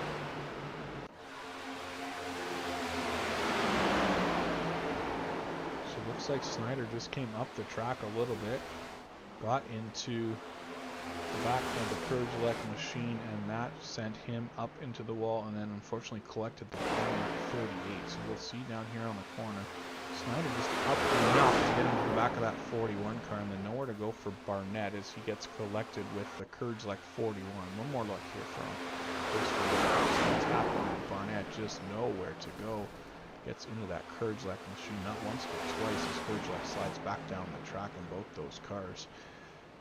Worse for wear, both have the mechanical black flag. Luckily for both of them, able to still have a fast repair, so we'll be able to use the fast repair as Barnett having some trouble getting back around to the pits. Definitely front tire out of skew there as he is going to bring it around. Got to make sure he stays under that white line as we previously mentioned as he brings it to pit road to get the car looked at by the pit crew. Is able to limp that car around. Looks like Courage Elect might have had to tow to get back to pit road as he is still sitting there on pit road with getting attention from the crew as Barnett able to make it to his pit stall. As I mentioned, both drivers had fast repairs left, so there you go. You can see Barnett use his.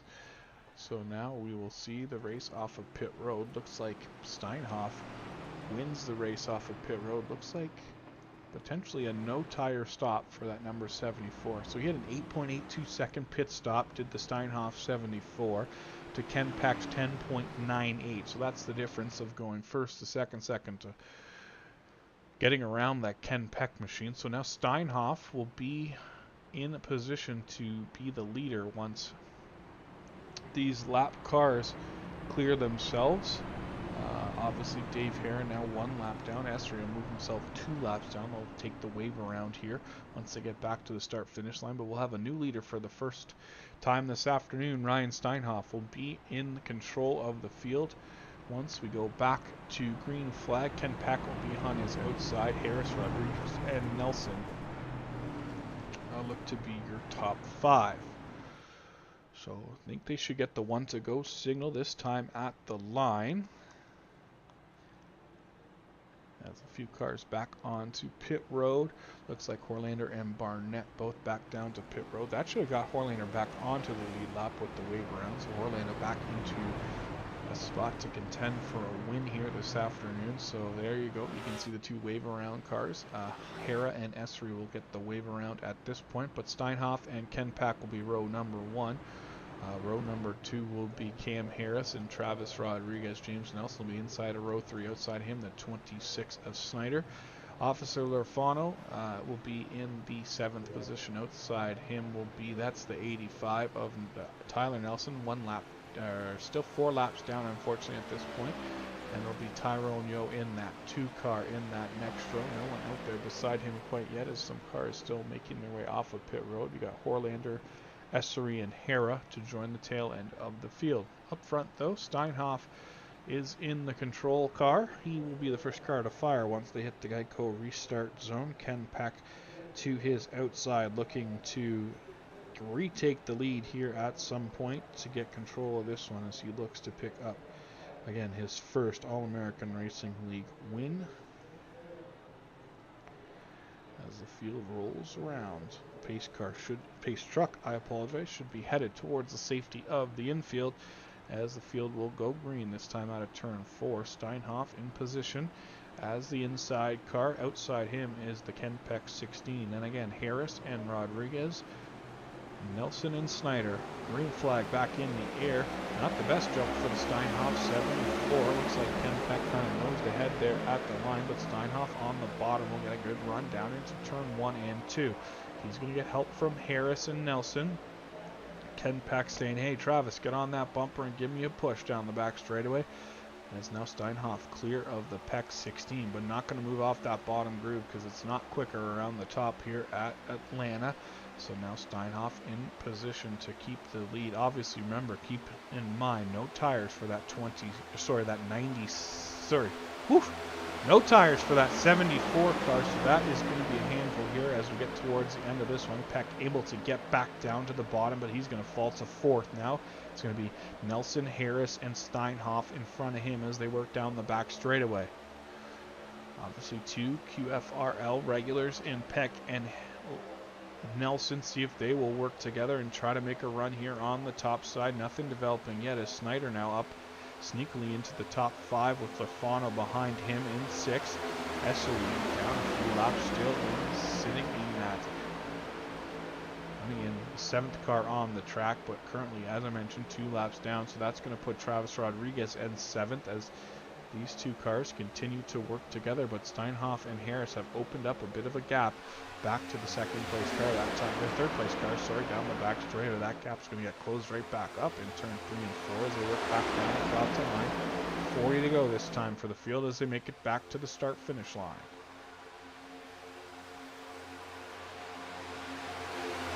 Down to turn 1 and 2, Harris continues to push on the back of the Steinhoff 74, then Nelson, Pack, and Snyder, your top 5. Lorfano looking to move to the outside, see if he gets some help from Chris Essery to get around the Snyder 26, but nothing happened quite yet. As that top side stalled out, they look back down to the bottom now as they fall back in line, this time out of turn 4. Steinhoff continues to lead the way. Again, down across the line. We go 169 of 208 complete. This one's shaping up for a good finish as usual here on the restricted plate tracks. Just under 40 laps till we get there at this point.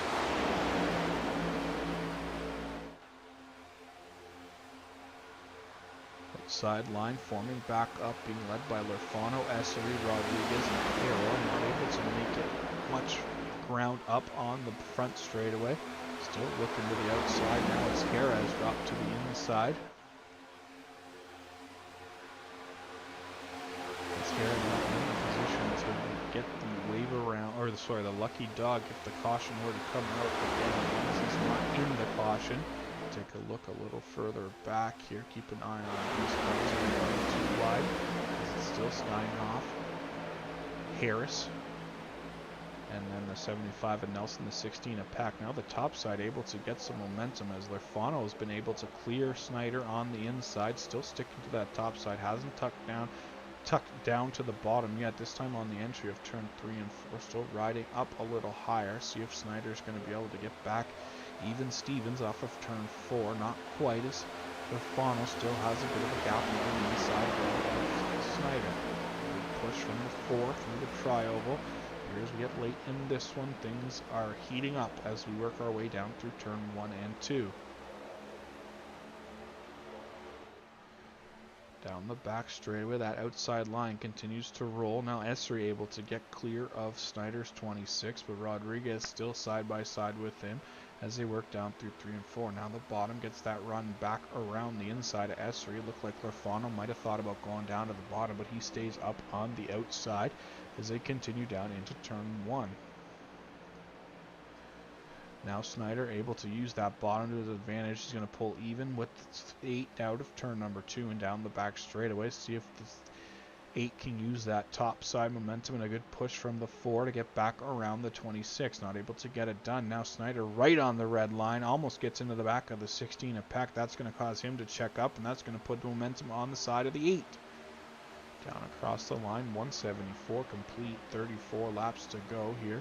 Still on that outside is Lorfano. Not sure if he's going to move to the bottom eventually, but still holding on to that outside line out of turn number 2. Now he moves to the bottom. He's free and clear of the 26. Esri, though, not able to follow him down there. He's stuck on the outside with the Rodriguez 7 pushing him around. Now Snyder drifts up, gets tight in the middle of the corner, almost gets into the side of Esri, able to avoid that contact. Almost happens again down the front straightaway, but still side by side back there. Snyder and the lap car of Esri work in turn 1 and 2. Now the top 5 cars run single file again before we have the 2 wide racing back from 6th on. Keep in mind the 4 of Esri, the 15 of Hillbilly Hera are both down 1 and 2 and 1 laps respectively in this one. So now Snyder able to clear Esri finally through 3 and 4. That's going to put him clear of any side-by-side racing. See if he can close that gap back in on the back of the 8. Going to get some help from the Hera 15, the Horlander 9 on the bottom, helping to get that car back up to the tail end of these lead group, and now the gap is all but gone as they run single file around the bottom. Esri able to make his move down to the bottom and get in line, but that leaves the 7 of Rodriguez high and dry on the outside. He's going to lose a spot to Tyrone through 3 and 4. Battling back though on the outside is the 7 of Rodriguez. This way a little further back here in the pack. This is the battle for 9th and 10th. Rodriguez uses that top side, keeping his foot in it, but still door to door with the 2 on the exit. See if he can make that pass, but that bottom with those 3 cars in front using that draft just too strong. There, as you see Hillbilly Hera headed down pit road in this one, he will bring it to the attention of him quickly. Doesn't want to run out of fuel again, so he will head down to pit road. After the 2x2 battle for 9th and 10th, now they sort that out as Tyrone will get in front of the 7 of Rodriguez. Hopefully they haven't lost too much ground that they lose that draft of the 4 car. Again, that's what happens when you get out there battling side by side. You make that bubble so big that you can't just keep up with the cars in front of you. It looks like they have successfully, though, kept on the tail end of this group as they work their way through 3 and 4, coming out of turn 4 back down to the line this time. It'll be 29 laps to go.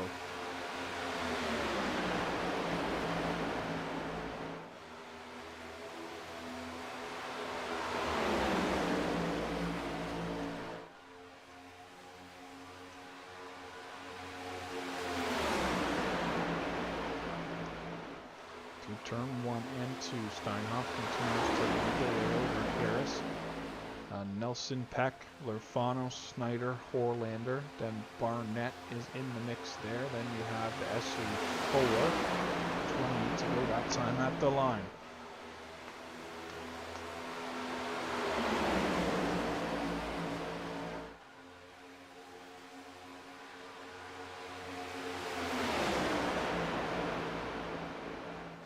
Like, unfortunately, Dave Hare picked up the speeding penalty that time on pit road as he had to wait that one out and clear the black flag, so he will join the field back on the track. Unfortunately, now again 3 laps down for Hare, potentially to lose a 4th. Here's the field works its way out of turn 2 as he is just now joining back up on the back straightaway.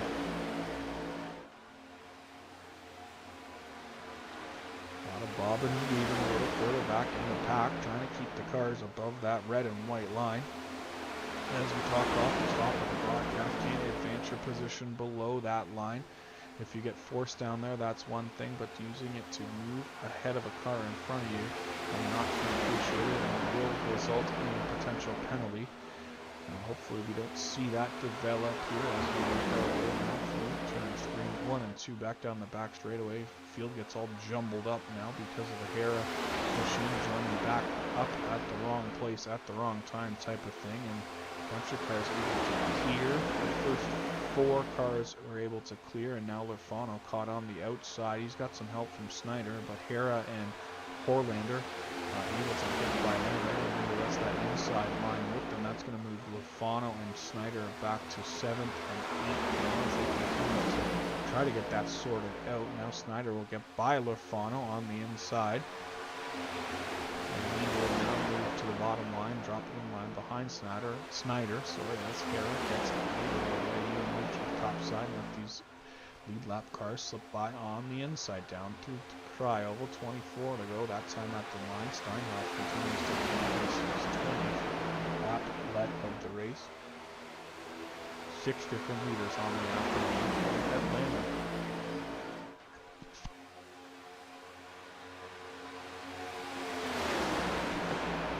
Back down to turns 3 and 4. The field goes. Back down across the line as we get close to 20 laps to go and a handful of laps here with 23 that time. Again, everyone kind of just happy to ride single file around the bottom for now. As obviously as we get closer to the end, though, things should begin to pick up. Looks like Esri is headed to pit road. He needs to make one more pit stop to make it to the end of this one. So the 4 car drops down on the entry of turn number 3. Make sure he's below the white line and the orange box as they come down to pit road.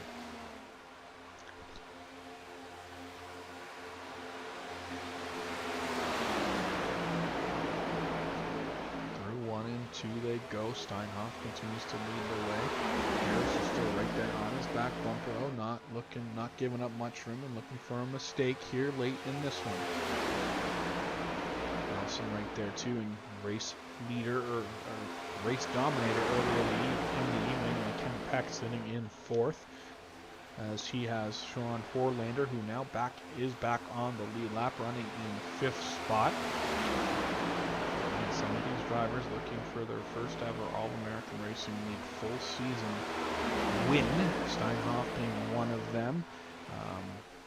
Cam, I'm not sure Cam won last year as he only ran with us part-time, so he is looking, obviously has a handful of wins in the All-American Racing League. He's been a long-time member with us, but looking for that first full season type season win, so we'll keep an eye on that. Nelson, like I mentioned, had a win last year, picking up the win at Bristol. Now Cam gets too far to the outside. That's going to open the door for that bottom line. They're going to start cycling through. That's going to Nelson into 2nd, Peck to 3rd. Horlander is now up into 4th.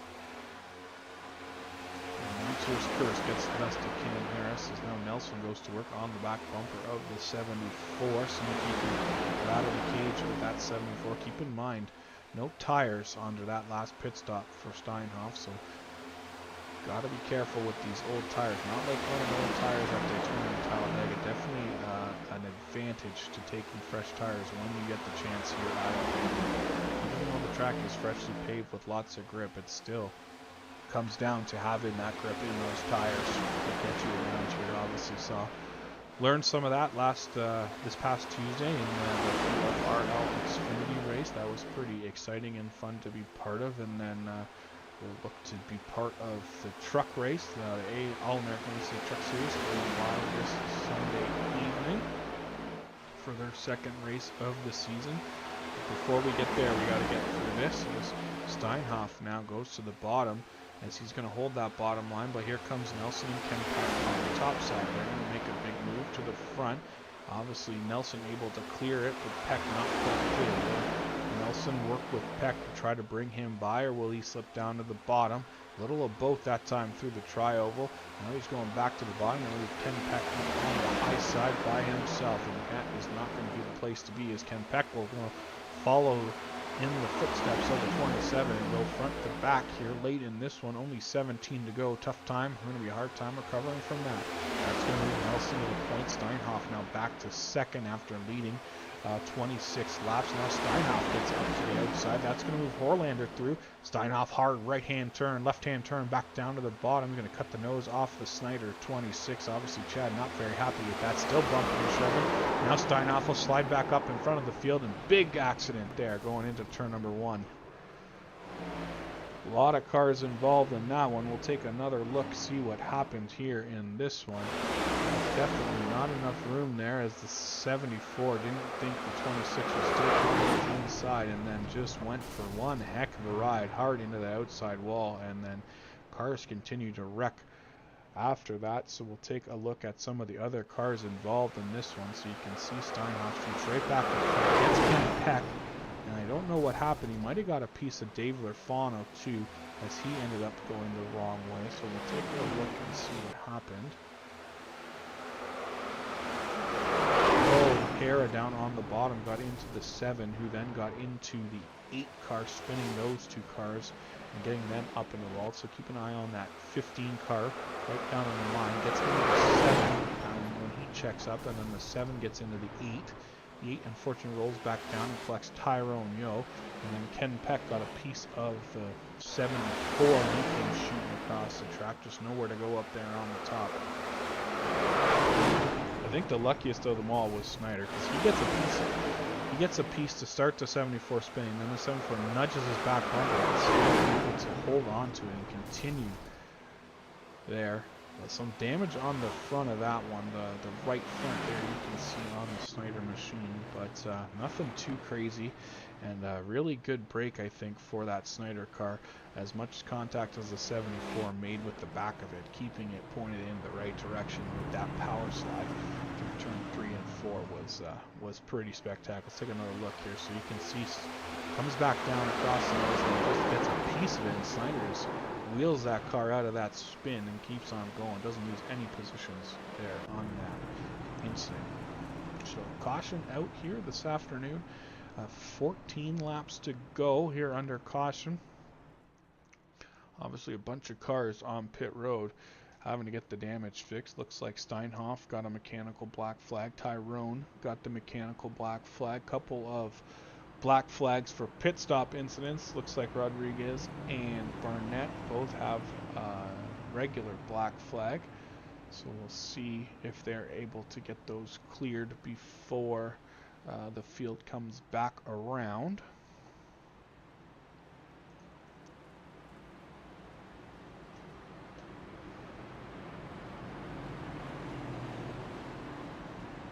Sure they're going to be able to get it out in time as Esri makes his pit stop. He's able to get back out, but some cars still sitting on pit road. Oh, looks like, sorry, I apologize. Rodriguez and back out on track, so I'm not sure exactly what his penalty is. His might just be a drop to the tail end. Barnett on pit road, though, as he is serving a penalty. He's going to lose a lap, unfortunately, though, so Barnett will join the tail end of the field. Ooh, almost spins it out coming out of his pit box. Gets that thing pointed back in the right direction, but the man on top of the scoring pylon for the restart will be the 75. That is James Nelson. His outside will be Horlander in the 9. Row 2 will be Chad Snyder and Dave Lorfano. Row 3 will be Ken Peck and Cam Harris. And then in 7th will be the 7 of Rodriguez, who is behind the 2 lapped cars. So looks like Travis might have got a tail end of the line penalty potentially, and he'll be in front of the other cars that pitted after him. So we'll see if this clears. Looks like the black flag has cleared from Travis. So we'll see what comes of this, but we get set to go back racing here from Atlanta. It'll be 12 laps to go when the field gets back to the green flag as they work their way through 3 and 4. James Nelson, the control car, first one to fire in the Geico restart zone. As I mentioned, outside him, Horlander. Row 2 is Snyder and Lorfano. Ken Peck and Cam Harris in row number 3. Down, pace car hits the pit road. Green flag, it'll be in the air here momentarily. There it is. Green is out, and a good jump for the Nelson 75. He'll clear himself with Horlander. Snyder and Peck look to do the same as they work the bottom sign into turn 1 and 2. 12 to go as the green flag drops here from Atlanta.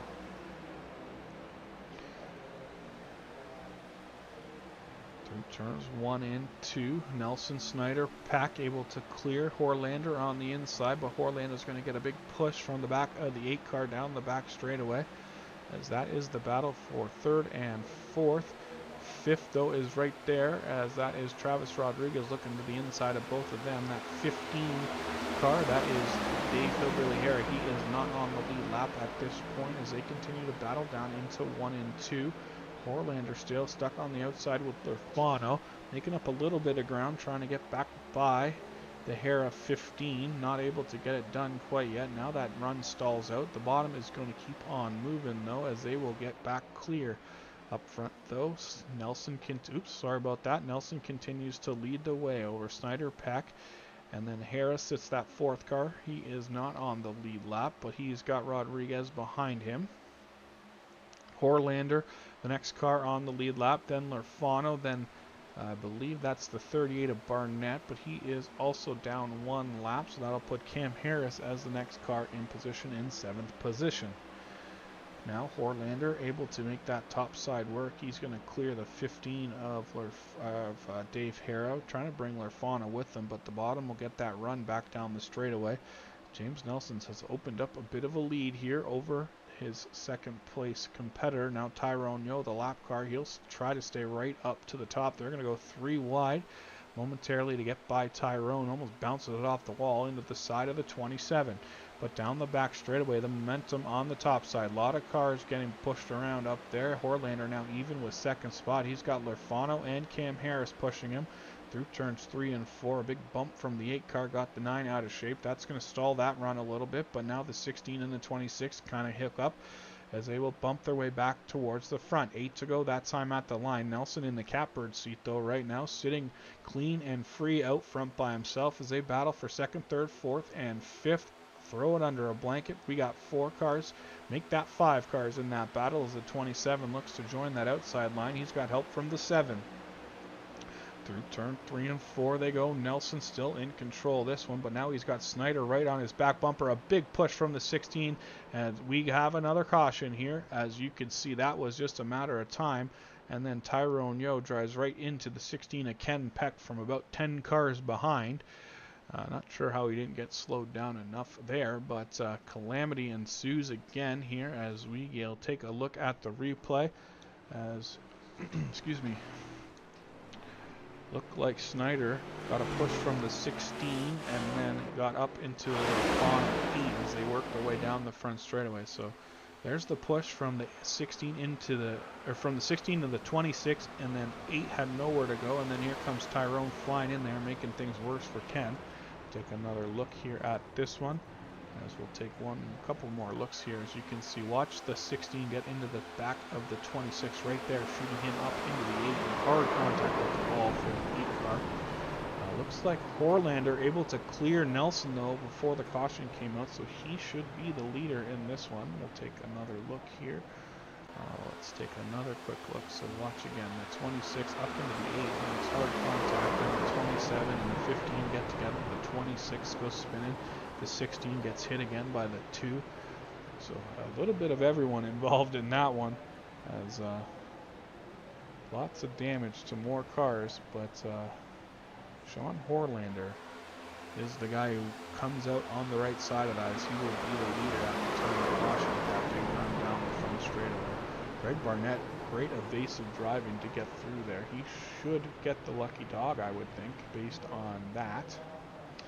We'll come back live here as you see Harris still sitting on pit road. He will be leaving pit road as Hara comes into pit road. Up front, though, Horlander leads the way over James Nelson and Travis Rodriguez.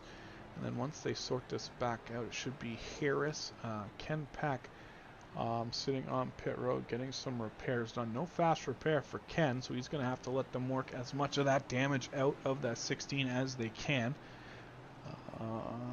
And we got Lorfano already used his fast repair, so he is in trouble there, sitting on pit road here. Not looking like Dave will pick up back-to-back wins at Atlanta in the first race here of the second race of the 2025 season. But Sean Horlander is in the right spot at the right time, as I said, when that caution came out.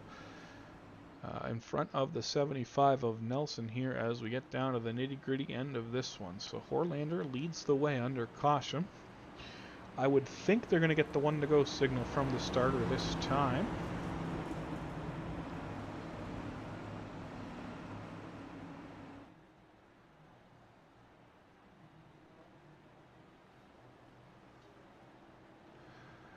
Let's see if those lights on the pace truck go off. They do. Lights are out on the pace truck. Field will double it up. The front row will be Horlander and Nelson. Row 2 looks like it's going to be Rodriguez and Harris. Then row 3 will be the inside. It'll be Chad Snyder in 5th. Ken Peck trying to catch up to the field here. A lot of damage still on that car, but he will be in 6th. Greg Barnett, the lucky dog recipient, he will be in 7th once we get this back going. And then everyone behind them, 8th on back, 2 or more laps down at this point. So we'll let the field head down the back straightaway, 2 by 2 by 2 by 2, as we head towards the Geico restart zone this time for what hopefully will be the final restart of the race. And we get set and to go here.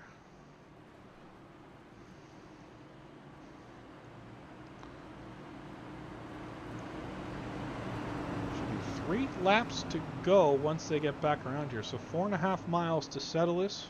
Hopefully we can get it done under green and bring home a win for one of these drivers here tonight. Travis Rodriguez looking to go back-to-back here to start the 2025 season. Sean Horlander looking to pick up his first ever All-American Racing League win. James Nelson looking for his second. Chad Snyder looking for his second in the full seasons. And Ken Pack looking for his first victory here in the All-American Racing League. Back into the restart zone. Green flag is out. 3 laps to go. 4.5 miles to settle it as Sean Horlander gets a jump here on the restart down into turn number 1 and 2. He's going to bring Rodriguez through with him on the bottom as they work their way through turn 3 and 4. Sorry, through 1 and 2. 2 by 2. 2 rows deep behind the leader, Horlander. He's in a good spot. He's going to get a big bump from the 7 down the back straightaway as Nelson gets a bump from the 27 on the outside. They're almost going to be side by side. As they touch, the front 2 cars get together and go around. So does the 27, and the 4 gets in there, piles in also. So another caution is out. Too optimistic, I think I was, with that call of maybe this being the last restart. But things will get sorted out as we are back under caution. We'll get a look at the replay here from this one. So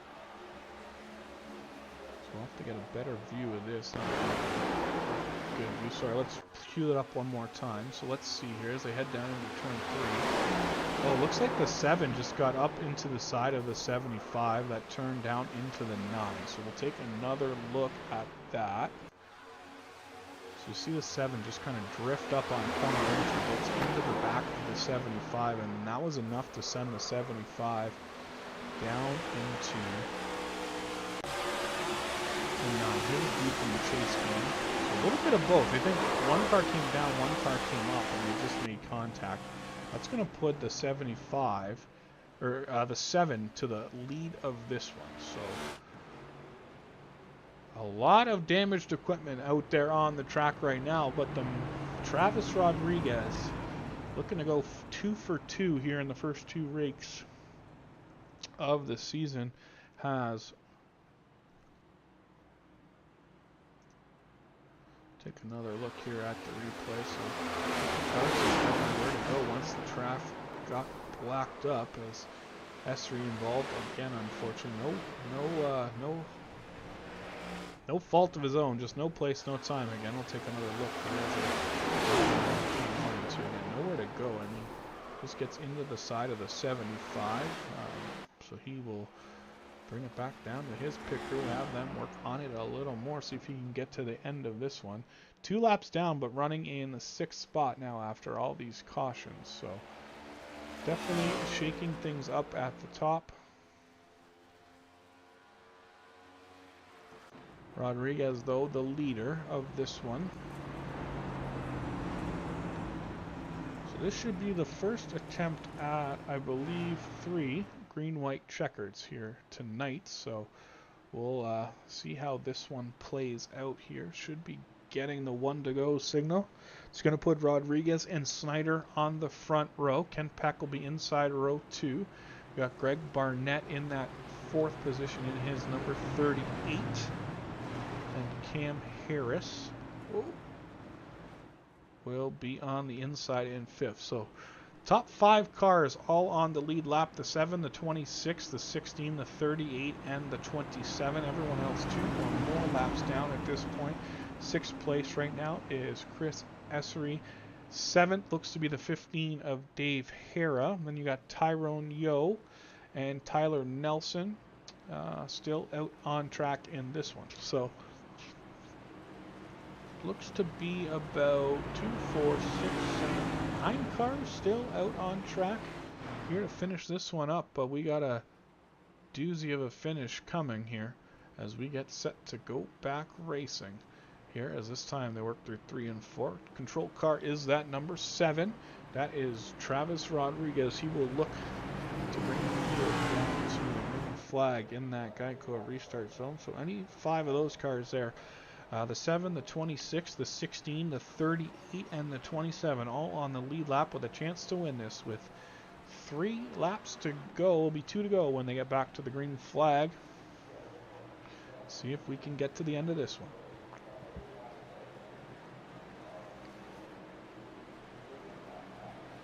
Into the Geico restart zone. Rodriguez, slow pace, gets on the gas. Green is out and away he goes. Not the best start for Snyder as he tried to anticipate the jump and didn't time it right. Had to get back out of the gas. That let Rodriguez, Ken Peck, and Cam Harris all clear him on the inside. So 3 cars now out front of this one as Snyder able to drop down behind Harris in that 27. Rodriguez, though, in the lead of this one down to turn number 3 and 4. Remember, once they get back to the white flag, this one will be over. The next flag ends it, whether that's checkered or caution. Through turns 3 and 4, Rodriguez leads the way here as they come down to the white flag. Next flag finishes it as Cam Harris looks to the outside here through turns 1 and 2.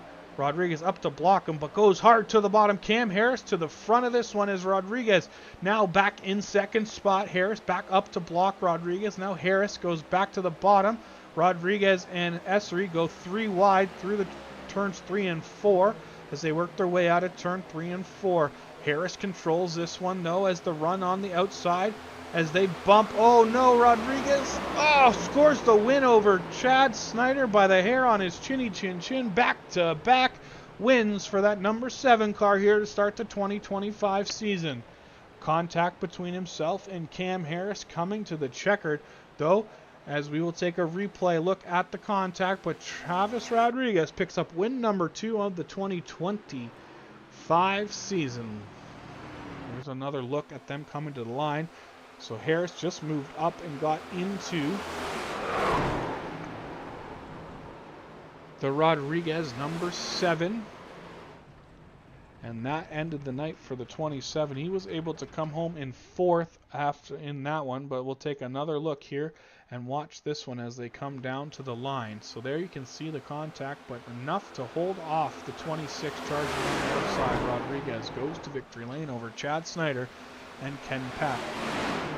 We'll be right back with some interviews in just a second here as we will wrap up from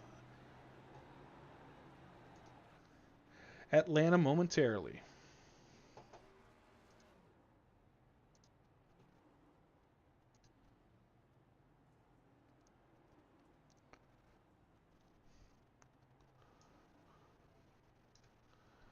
Hey Ken, it's Nathan up in the booth. You got a copy? Yes, sir. third place after what was a Uh, crazy finish to that one. But obviously led a good majority of the race, just got involved in a few jingles there at the end, put you behind the 8 ball, and still finishing with a third with some damage on your race car has got to be a good finish for you, though. yeah, it was good race up to that point. That one wreck, it happened so fast. I mean, I didn't even see that coming. That's all And right, then though. but it had quite a few minutes of optionals. It was still drivable, so I there at the end, I just wasn't gonna try to fix it and just get the best finish I could get. Well, after that, I guess third's a pretty good finish. Hopefully that should propel you into the points lead after 2 races, but hopefully we'll continue to talk to you next week after COTA. Yeah, I'll take a third with a tore up race car. All right. Thanks for that, All right, Ken, and have a good rest of your week. all right, appreciate it.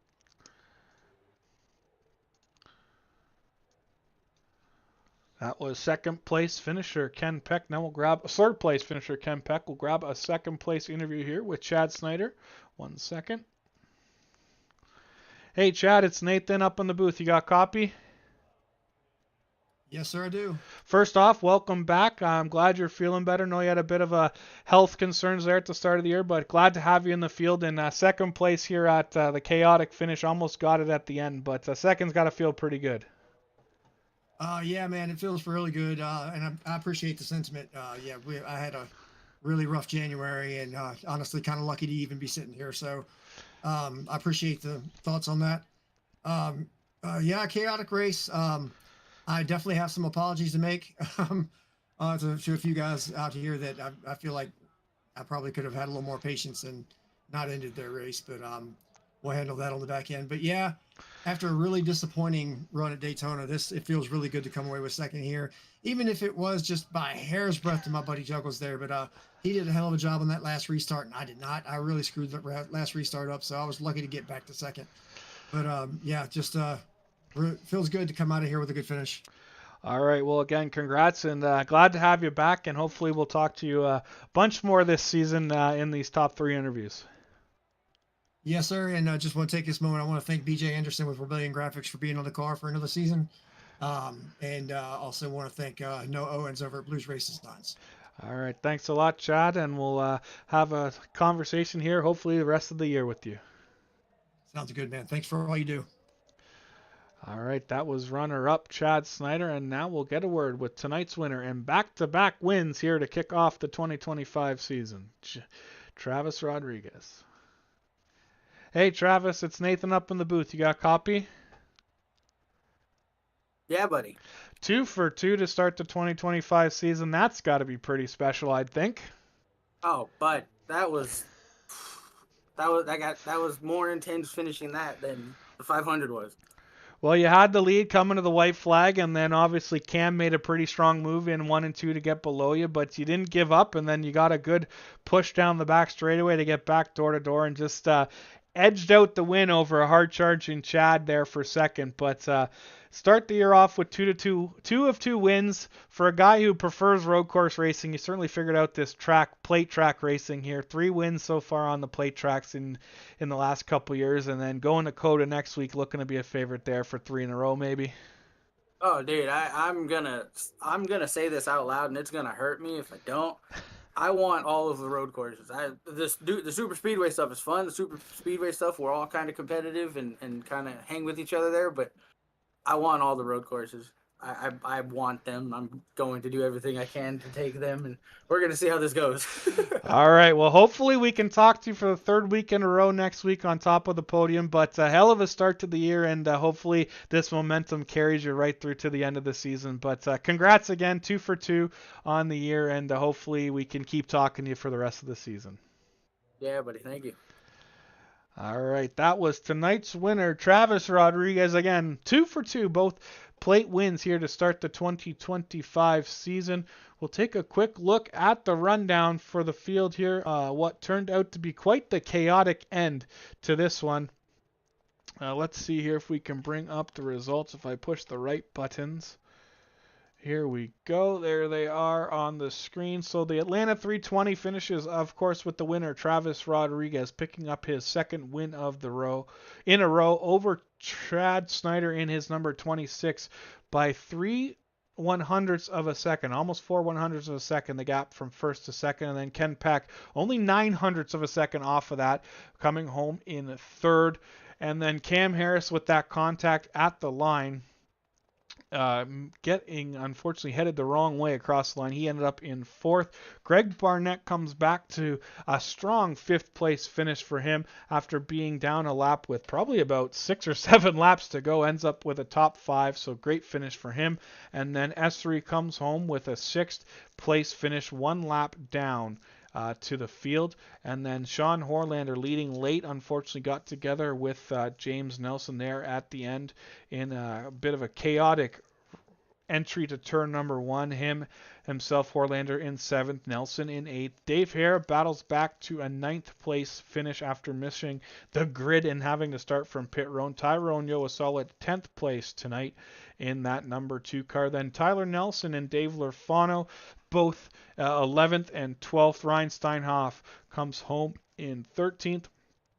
Mike Kurdzlek in 14th, and Johnny May rounding out the field of 15 cars here this evening. So thanks again for tuning in. That is your rundown tonight. Again, hopefully everyone can join us again live on the air about 20 after 8 next Thursday night as we go road course racing from COTA. Almost sounded like Juggles called his shot to win it, but we'll have to wait and see how it plays out as we have some good road course racers here in the field as well. So Rodriguez goes 2 for 2 to start the season as we get set to go road course racing from Texas next week. And again, you've watched the SimWorld Racing Network's presentation of the All-American Racing League Cup Series. My name is Nathan Christensen. Have a great rest of your evening, a great weekend, and we'll talk to you next Thursday from COTA.